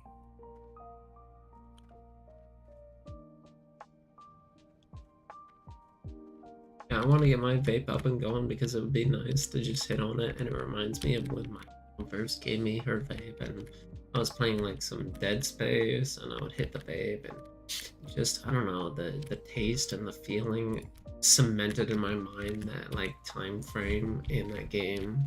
Now every time I play Dead Space, I think of my mom and vaping, and vaping also alternatively could like bring me right back, and I'm missing it. I don't want to vape again, just like tobacco. I don't even have like a nicotine addiction or anything like that, but I want to do it just because it would give me something to take my mind off marijuana, which I'm not like profitable right now to sustain continuing like as much as I want. I just want to like vape on. It's not like I actually need marijuana. I need hitting on something, I know. And vaping is perfect for that. I don't even need the nicotine. literally just like flavored vapor would anything that would make me think like doing so. It's hard enough. Trying to overcome your own psyche. It's worse when you know what your psyche is and that you can't easily defeat it without doing some sort of shenanigans. I am not strong enough to just cold turkey my entire psyche and just get rid of everything that I've ever used to like keep myself alive. Because that's what it is doing. It's keeping me alive. Be dead right now. Yeah, I don't like being sober either.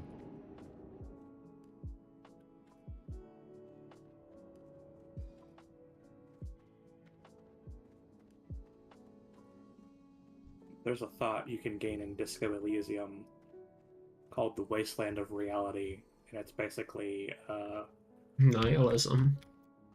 no, it's him going sober. Basically, you stop getting benefits from drugs and alcohol, and it's I can't remember the full paragraph of it or the full text of it, but it's like, yeah, this is it. This is reality. You're just gonna have to fucking deal with it. No hand holding. That sucks ass. Mm-hmm. I can't See remember what the I benefits you get mean? from it are. The benefits Yeah, are wasteland. nothing. You deal with it and it sucks, dude. Yeah, Wasteland of Literally Reality is no the term benefits. for it. No benefit. Zero benefit. Negative benefit. Mm-hmm. Oh god, we looked away for a second. What happened?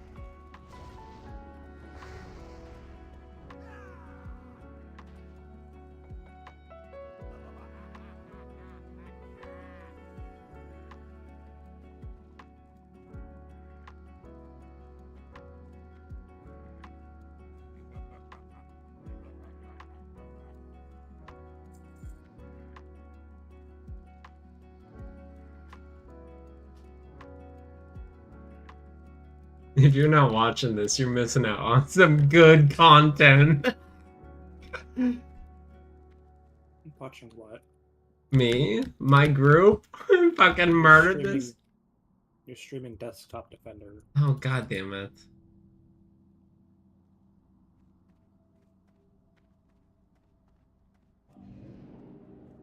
I'm still streaming on YouTube, I think.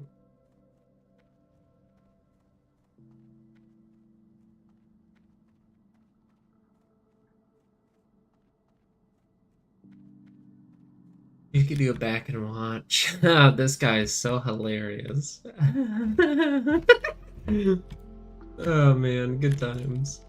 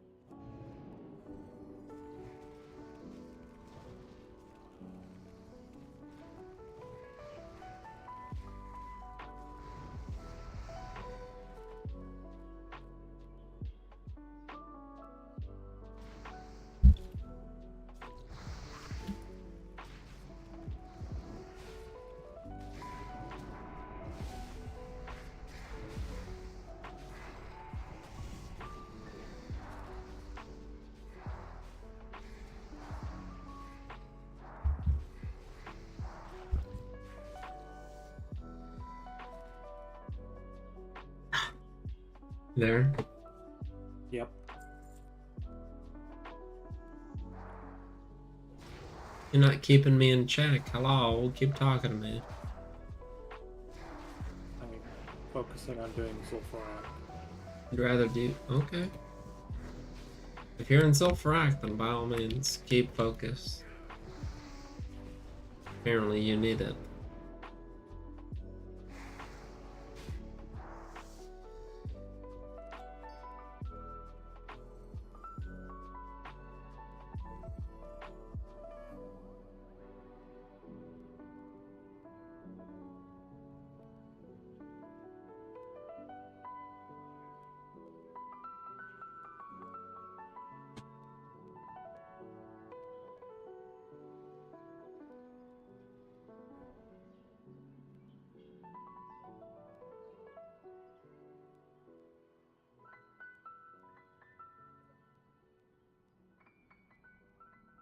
Here's the weird thing that happened.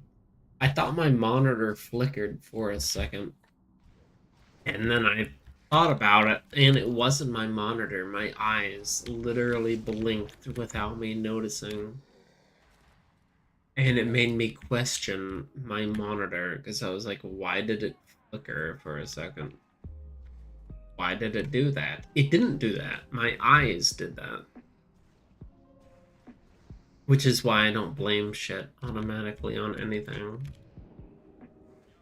That was my fault, and I was gonna blame my monitor? Come on, it was literally my fault. Because I just didn't feel myself blink.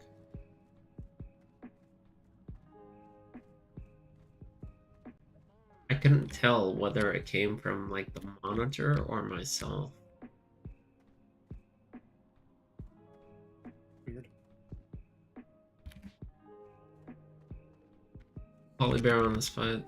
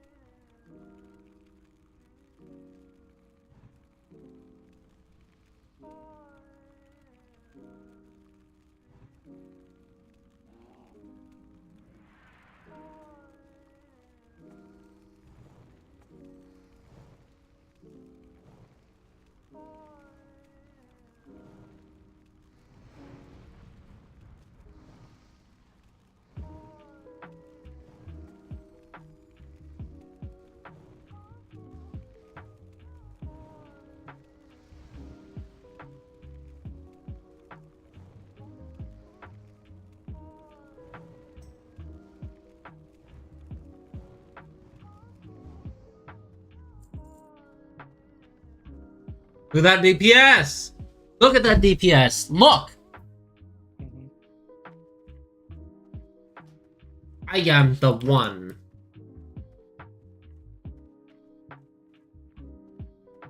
That's me beating a level 60 full-fledged rogue. What is that? An 6 out of 8 piece? Full fucking trinkets, full weapons, armor, everything? I have nothing.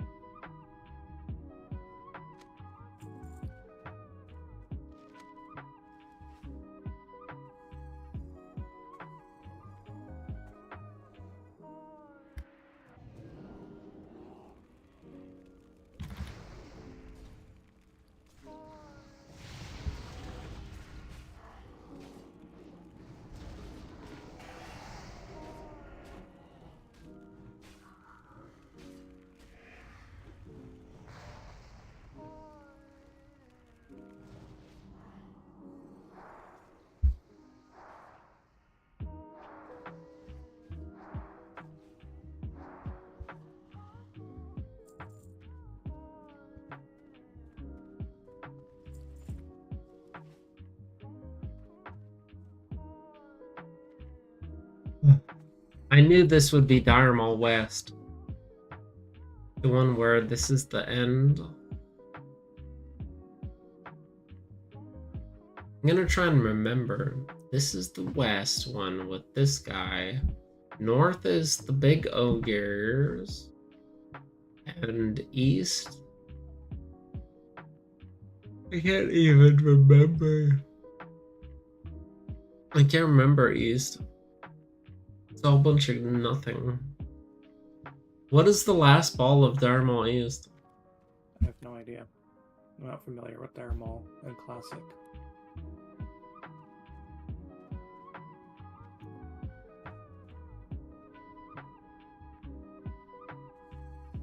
I want to say that's the library one.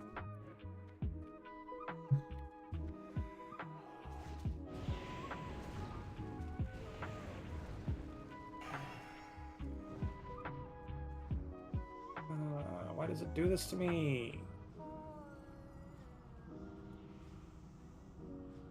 How did they even get fucking pulled? Trying to do more zombies. Fucking Archer gets pulled out of nowhere. They haven't a minute. You have to learn. You have to be open to learning, not shutting your mind off as if you've learned everything already. You have to literally be open to learning. You think you've learned it all, you haven't. Okay, tell me how this Archer that's patrolling through another fucking room got pulled when I didn't even touch it. I don't have to tell you how it happened. It just matters that it happened. You can avoid it by playing better, figuring it out. Figure out how to play better and do better. It doesn't matter how or why. All that matters is that you stop doing that and you continue. How am I supposed to stop doing that when I don't know why it happened in the first place? Well, you should know why. I feel like you asking me why is a little bit redundant and a bit of a trap because you know why it happened. You're just upset with why it happened. I didn't hit anything. Or didn't hit it with anything. I'm cleaning out the last few You got too zombies. close. However it is, you know that you know exactly why and how it happened. You're just upset that it Well, happened. I wouldn't be asking why if I knew how. Okay, well, I the would've answer said, to "Well, it's every this one of them because-" is you were too close. You were just a little bit too close. And you don't fucking realize it. You were No, too I wasn't. close. Yes, Up you on the- were! Up on the wall? Pulling Dude, zombies? stop. That's the problem. That right there. No, I wasn't. Yes, you were. Otherwise, you would not have literally pulled them. Yes, you were too close. Now, work about getting fucking further away so you're not too close. What is wrong with you? You're incapable of Because- learning. Dude, I already No, have no, started cleaning up. I don't care. Stop. No, you don't fucking care. You never. No, I don't Why care am I about even having bothering? this argument with you. I'm telling you what to do to And I'm telling improve. you, you don't have all the fucking information. I don't I'm still need working off all of it. all the information. Then if this doesn't help you, then it doesn't matter. If you give me all the information, I still won't be able to help you because I could give you the best advice in the world and you would still not listen to me. It doesn't matter. Don't give me any information because it doesn't matter. Just take my advice. Please. If you want to do better, just take my fucking advice and do what I say regardless. Yeah, I'll do better at being less unlucky. Yeah, okay, so you're not going to. You're a dickhead. You're an asshole, and I don't know why I even fucking talk to you. You are unwilling to do anything I suggest. You Because come I to can me for explain to come to me for answers, and I give you answers, and they're not good enough.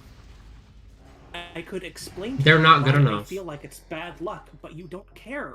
I do care, but why let me you fucking feel explain it. why you feel a certain way doesn't matter.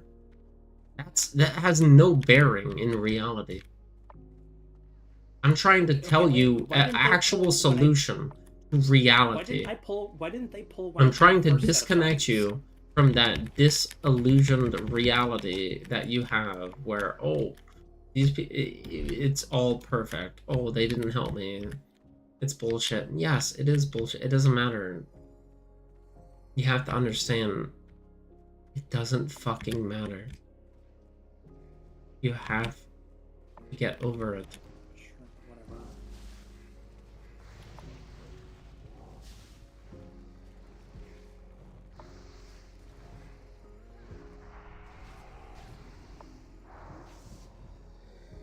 I can't help you until you actually start to act like an adult and realize that there's things that are out of our control.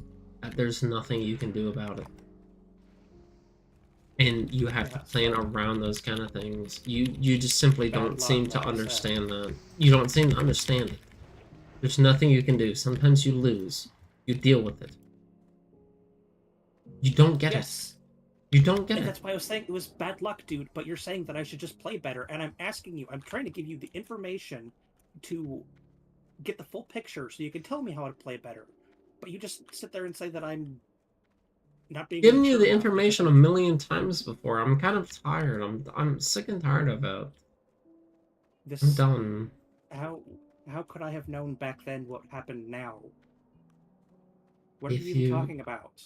I'm talking about this specific poll, and why it pulled this random ass fucking archer. If you listened to me before, you would have learned to not do that. You would have never done that this time, and then all of that would have been prevented. Do you not understand, like, the order of operations and things that don't relate to math? Like, the order of I think operations you're can not kind of understanding what I'm saying. apply to This is things. This is the second pull I've done. I'm cleaning up. Like, there's a handful of zombies that didn't get pulled, and I'm pulling them, right? So the first time when I did the very big pull, this guy wasn't there. Completely, I just nowhere to be found.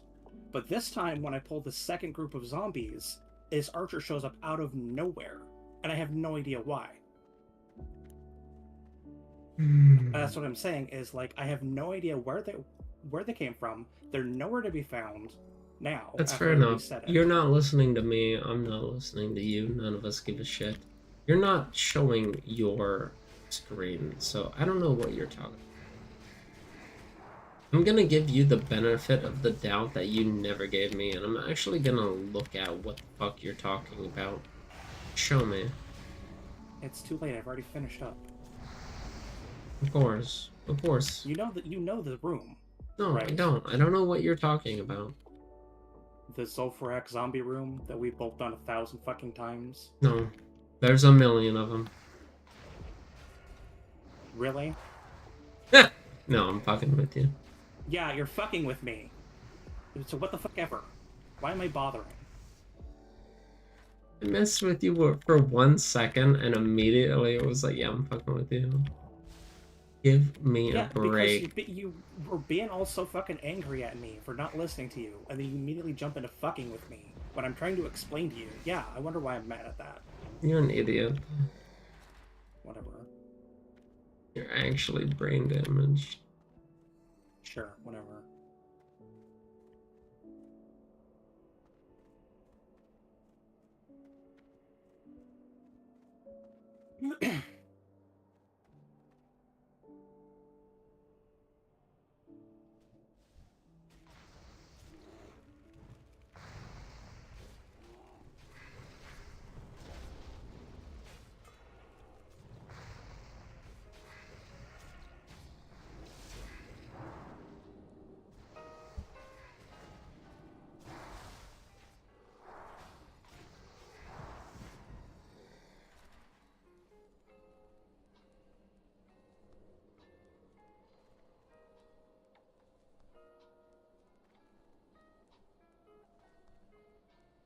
Take things way too seriously.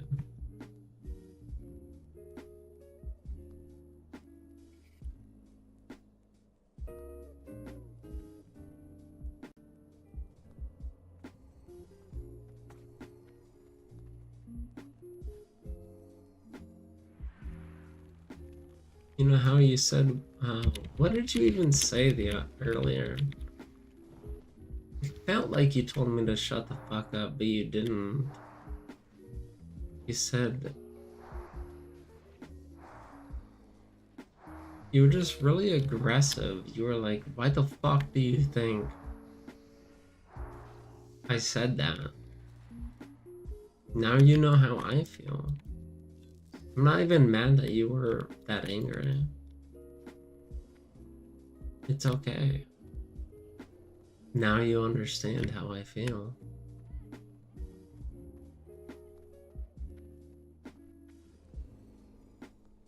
But the ultimate ask is to ignore all of it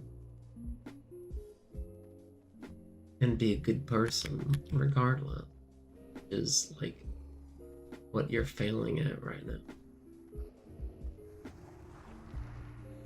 Ignore all of it and just treat people like people. You know, I normally do that. You were sitting there telling me that I'm bad at the game and I'm stupid. Trust that I me, need to I'm do not better. good at it. That's why I'm fucking pissed off. You were being kind of a dick to me, and it made me mad. Like it always does. You're allowed to feel that way. I have never said that you're not allowed to feel that way.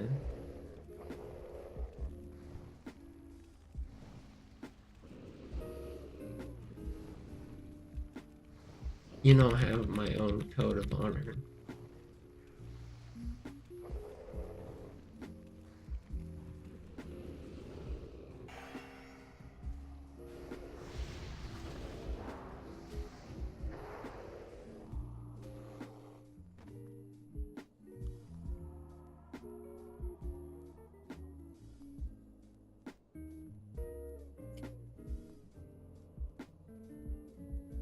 No one ever gives a fuck about the reasons. I just get fucking screwed over and then double screwed over because nobody cares why I got screwed over. They just want to be mad at me. It's all my whole fucking life. How it is.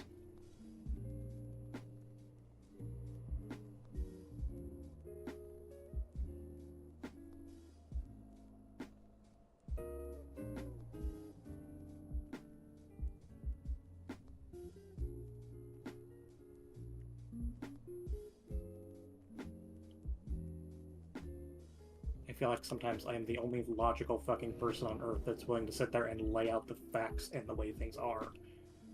Everyone else just operates off their fucking feelings. Yeah, you cannot say that to me when I am the most logical and emotionless person you know. When emotion hits me, it's time.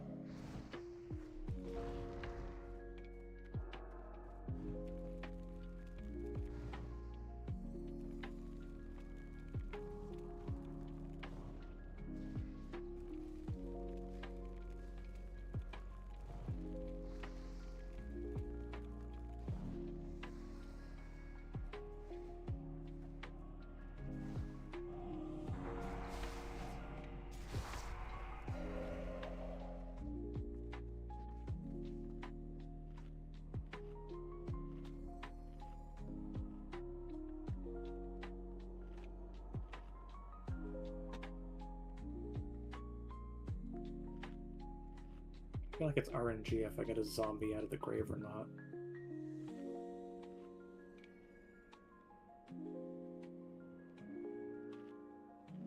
You gotta get in some good groups, man. Well, You I gotta- will when I fucking hit the right level. Still got at least like 6 runs to go before I hit 52.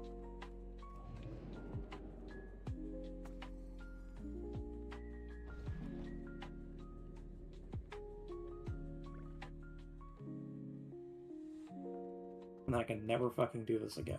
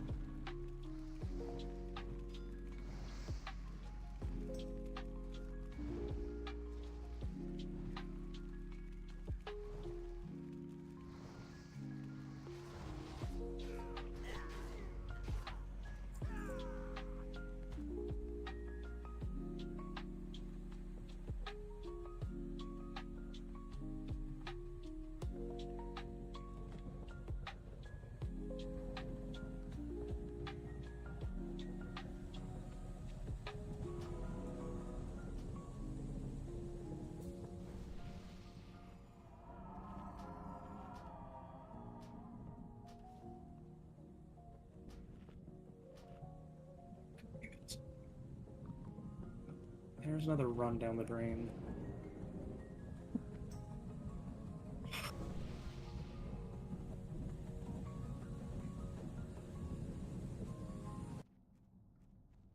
I did 3k more DPS than everyone and then died to the boss immediately. Mm-hmm.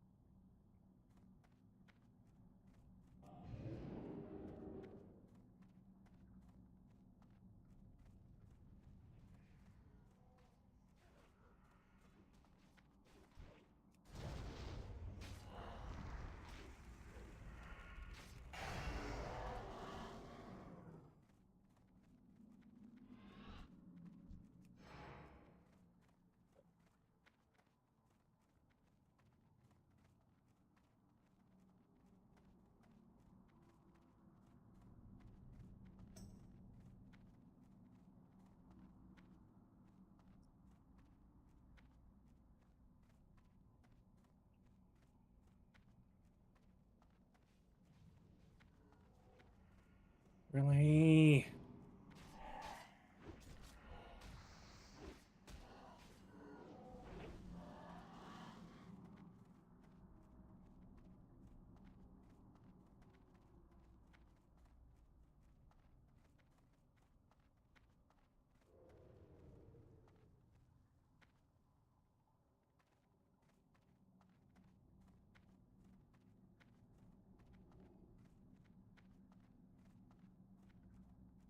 Greetings. Asha Vela.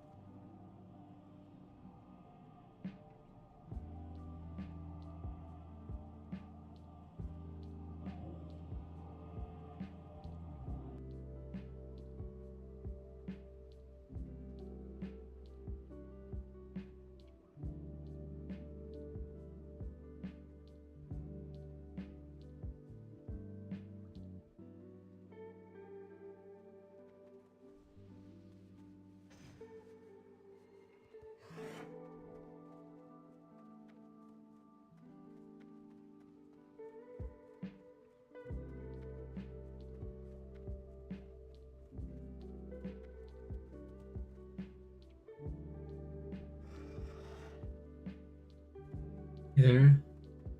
Yep. Oh my god. My stomach is eating itself alive. It hurts really bad. I'm gonna die. It's actually fucking, like, really stupid. Drink I some haven't milk or eaten something. something in like 8 hours, and because of my current condition, my stomach is like trying to eat itself alive. Oh my god, it hurts. Eat some bread or drink some milk. I have some peanuts. That Ah, might help. Milk would probably be the best because that'll neutralize your stomach acids. doesn't matter. I need something in my stomach. Drink water too.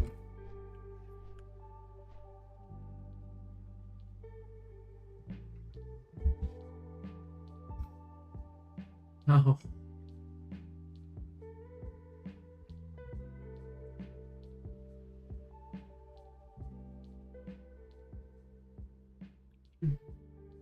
Actually fully empty.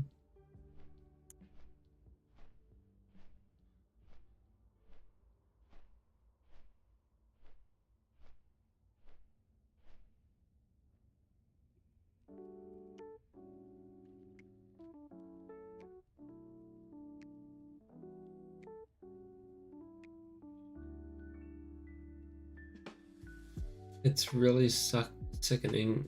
It triggers the exact same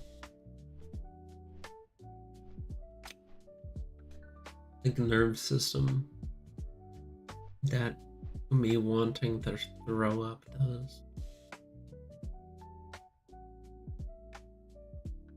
Literally, body's I response feel to like any I'm stomach starving. No, I feel like I'm starving. I'm gonna die of starvation, and my body's response is to try and throw up. It wants to throw up. That is not okay. That is not the correct response to me being like dying of, you know, dehydration and starvation.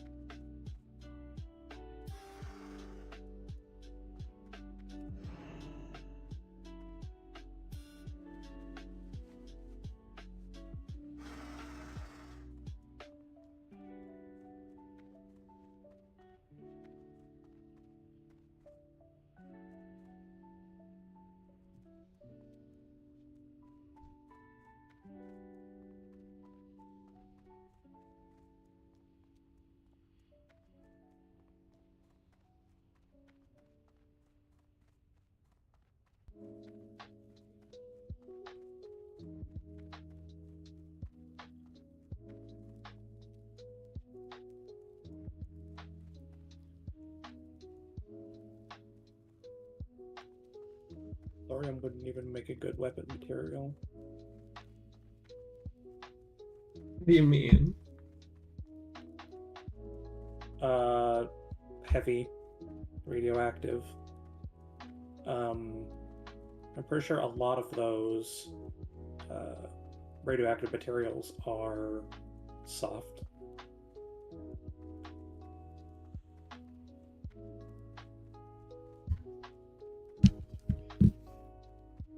Uranium isn't. Yeah, uranium isn't. Uranium bomb. It has similar properties to tungsten, if I remember right. Real heavy, real dense, real thick. And it shatters easily.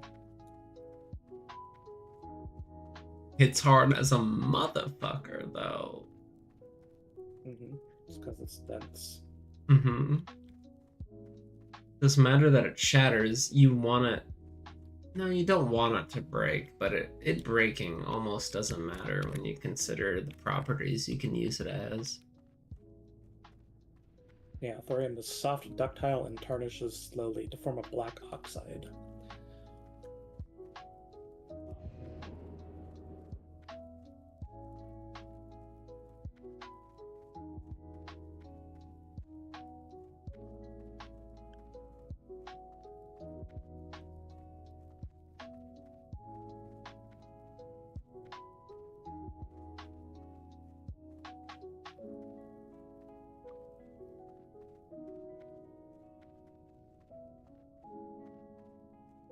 Also, I don't think I've ever gotten anything good out of these graves.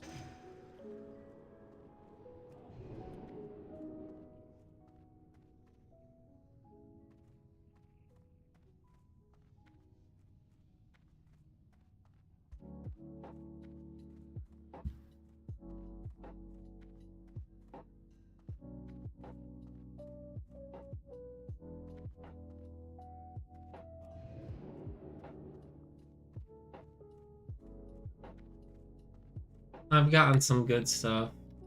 Gotta get lucky. You gotta do it enough times that you can get lucky in the first place. You are a loser. You have done neither of those things.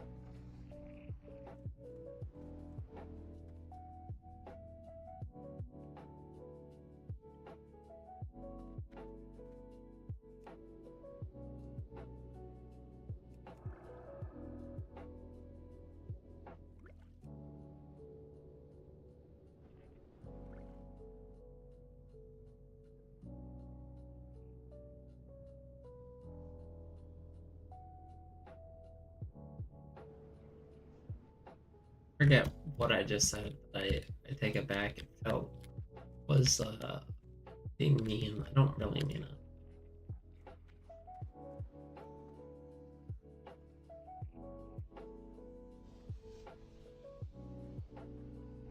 Just messing around.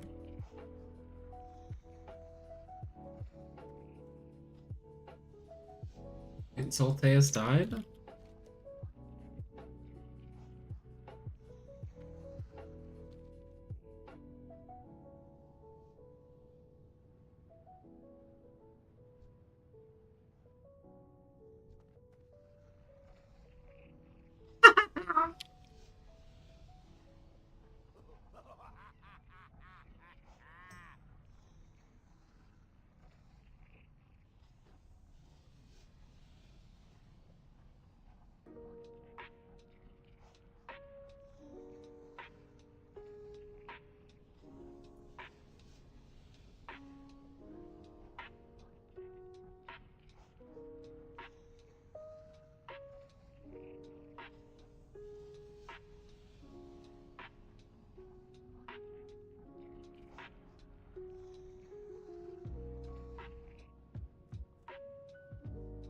I want to know who decided to make clear casting a 5-point talent for mages, but only a 1-point talent for shamans.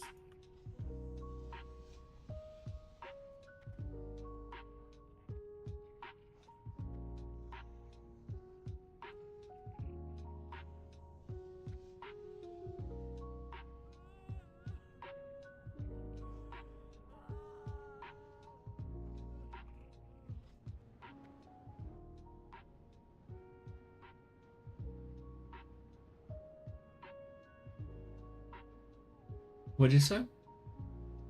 Said I want to know who made clear casting a 5-point talent for mages, but a 1-point talent for shamans. Well, it's only a 1-point talent for shamans. Uh huh. Why? Down in elemental, like 10 points down. That's what Because I'm asking. shamans suck. Yeah, I think it is because shamans suck.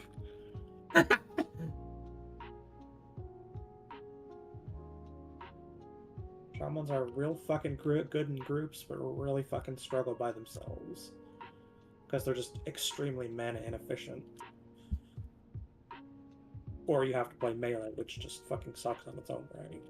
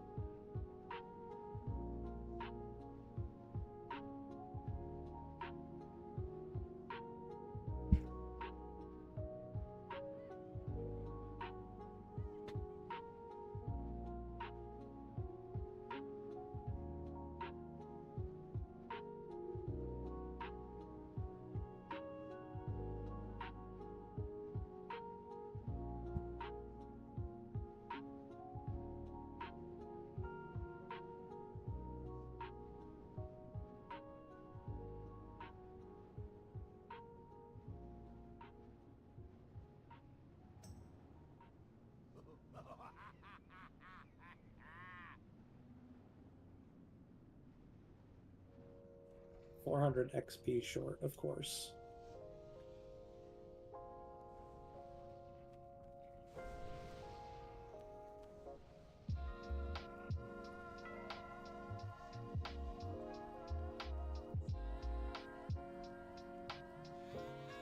Wait, that's 1,000. Okay, I misread that.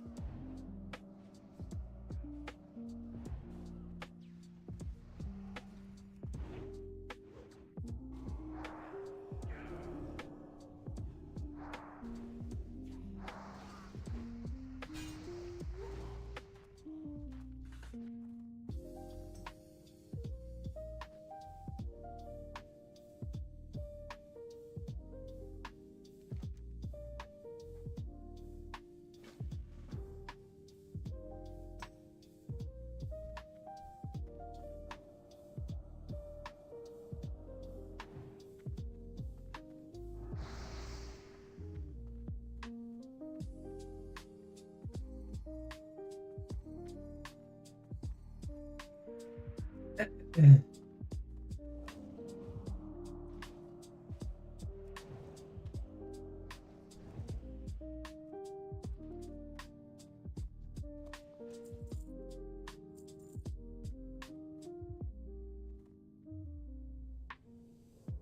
right back.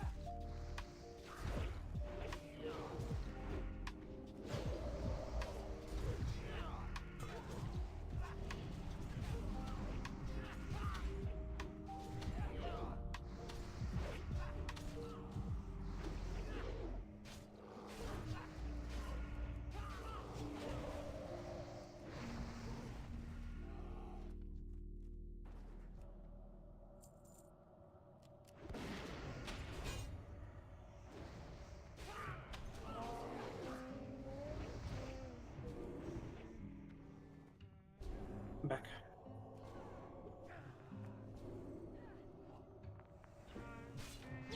I am the only good group leader I've ever known.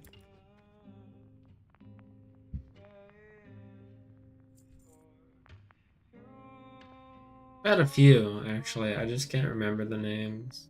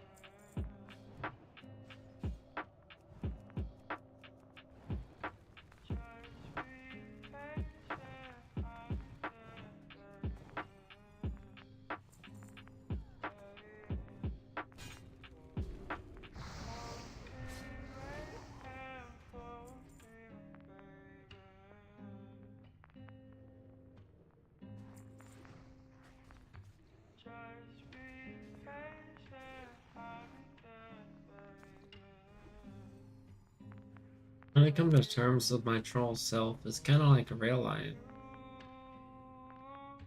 I'm supposed to like myself, but I don't.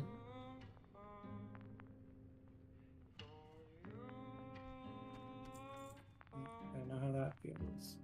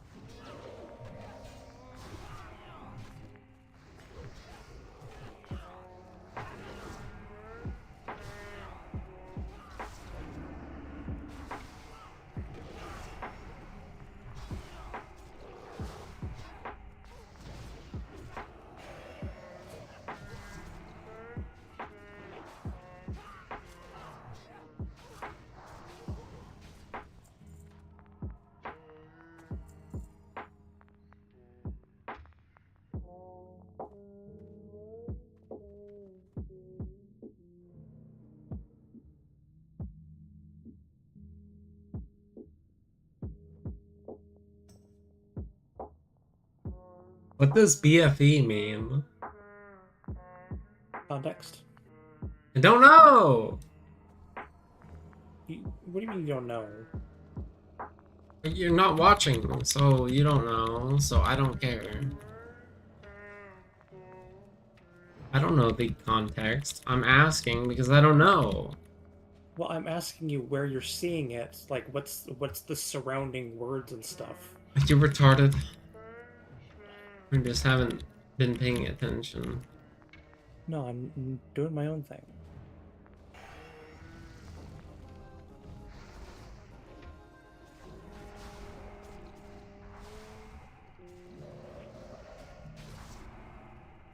Well then, so am I. I don't have time to explain it. I don't have time to try and explain something I don't even understand. Because I've heard BFE as like a synonym for nowhere, like bumfuck something, but I'm guessing that's not it. If it's This guy said, Jesus, BFE blink, LOL.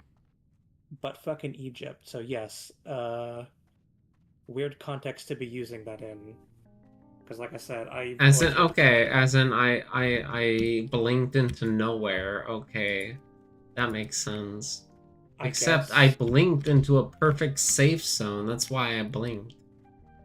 So they just didn't understand it. Okay, that makes sense. Like I said, that's a really weird context to be using. It is no. They saw me blink somewhere that they couldn't comprehend why I blinked there. It was off into the distance, into butt fucking Egypt. That makes sense to me now. I guess, yeah. But to me, it was perfectly logical to save my dick. Yeah, I wasn't really expecting it to be that. I didn't think they were serious. I thought they were trolling me with the butt fucking Egypt. I'm like, okay, seriously, what does it mean?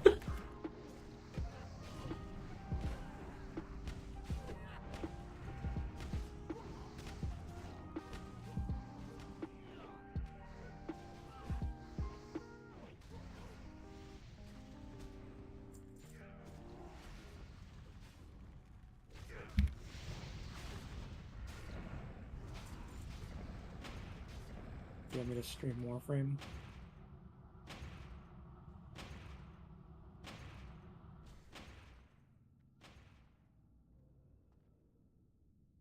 Sure, why not?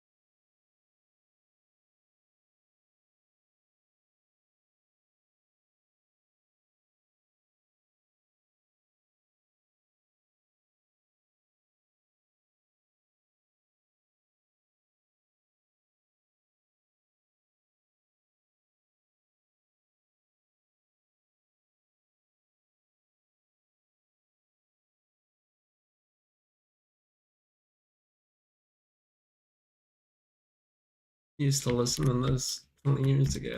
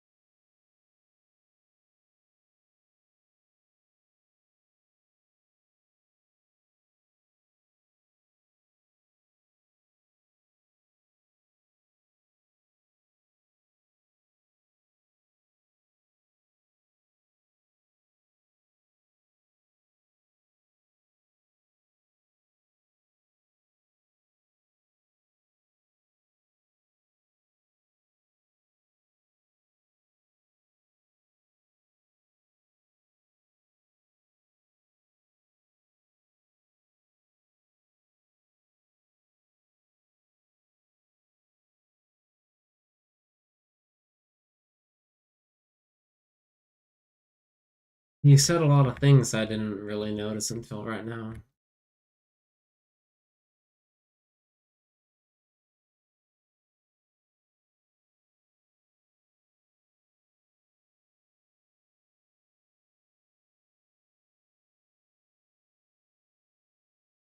Nothing from no one.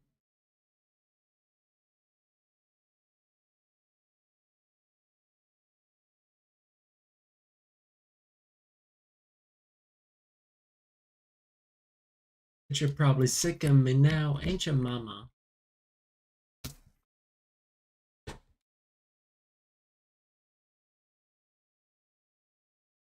I never meant to make you cry.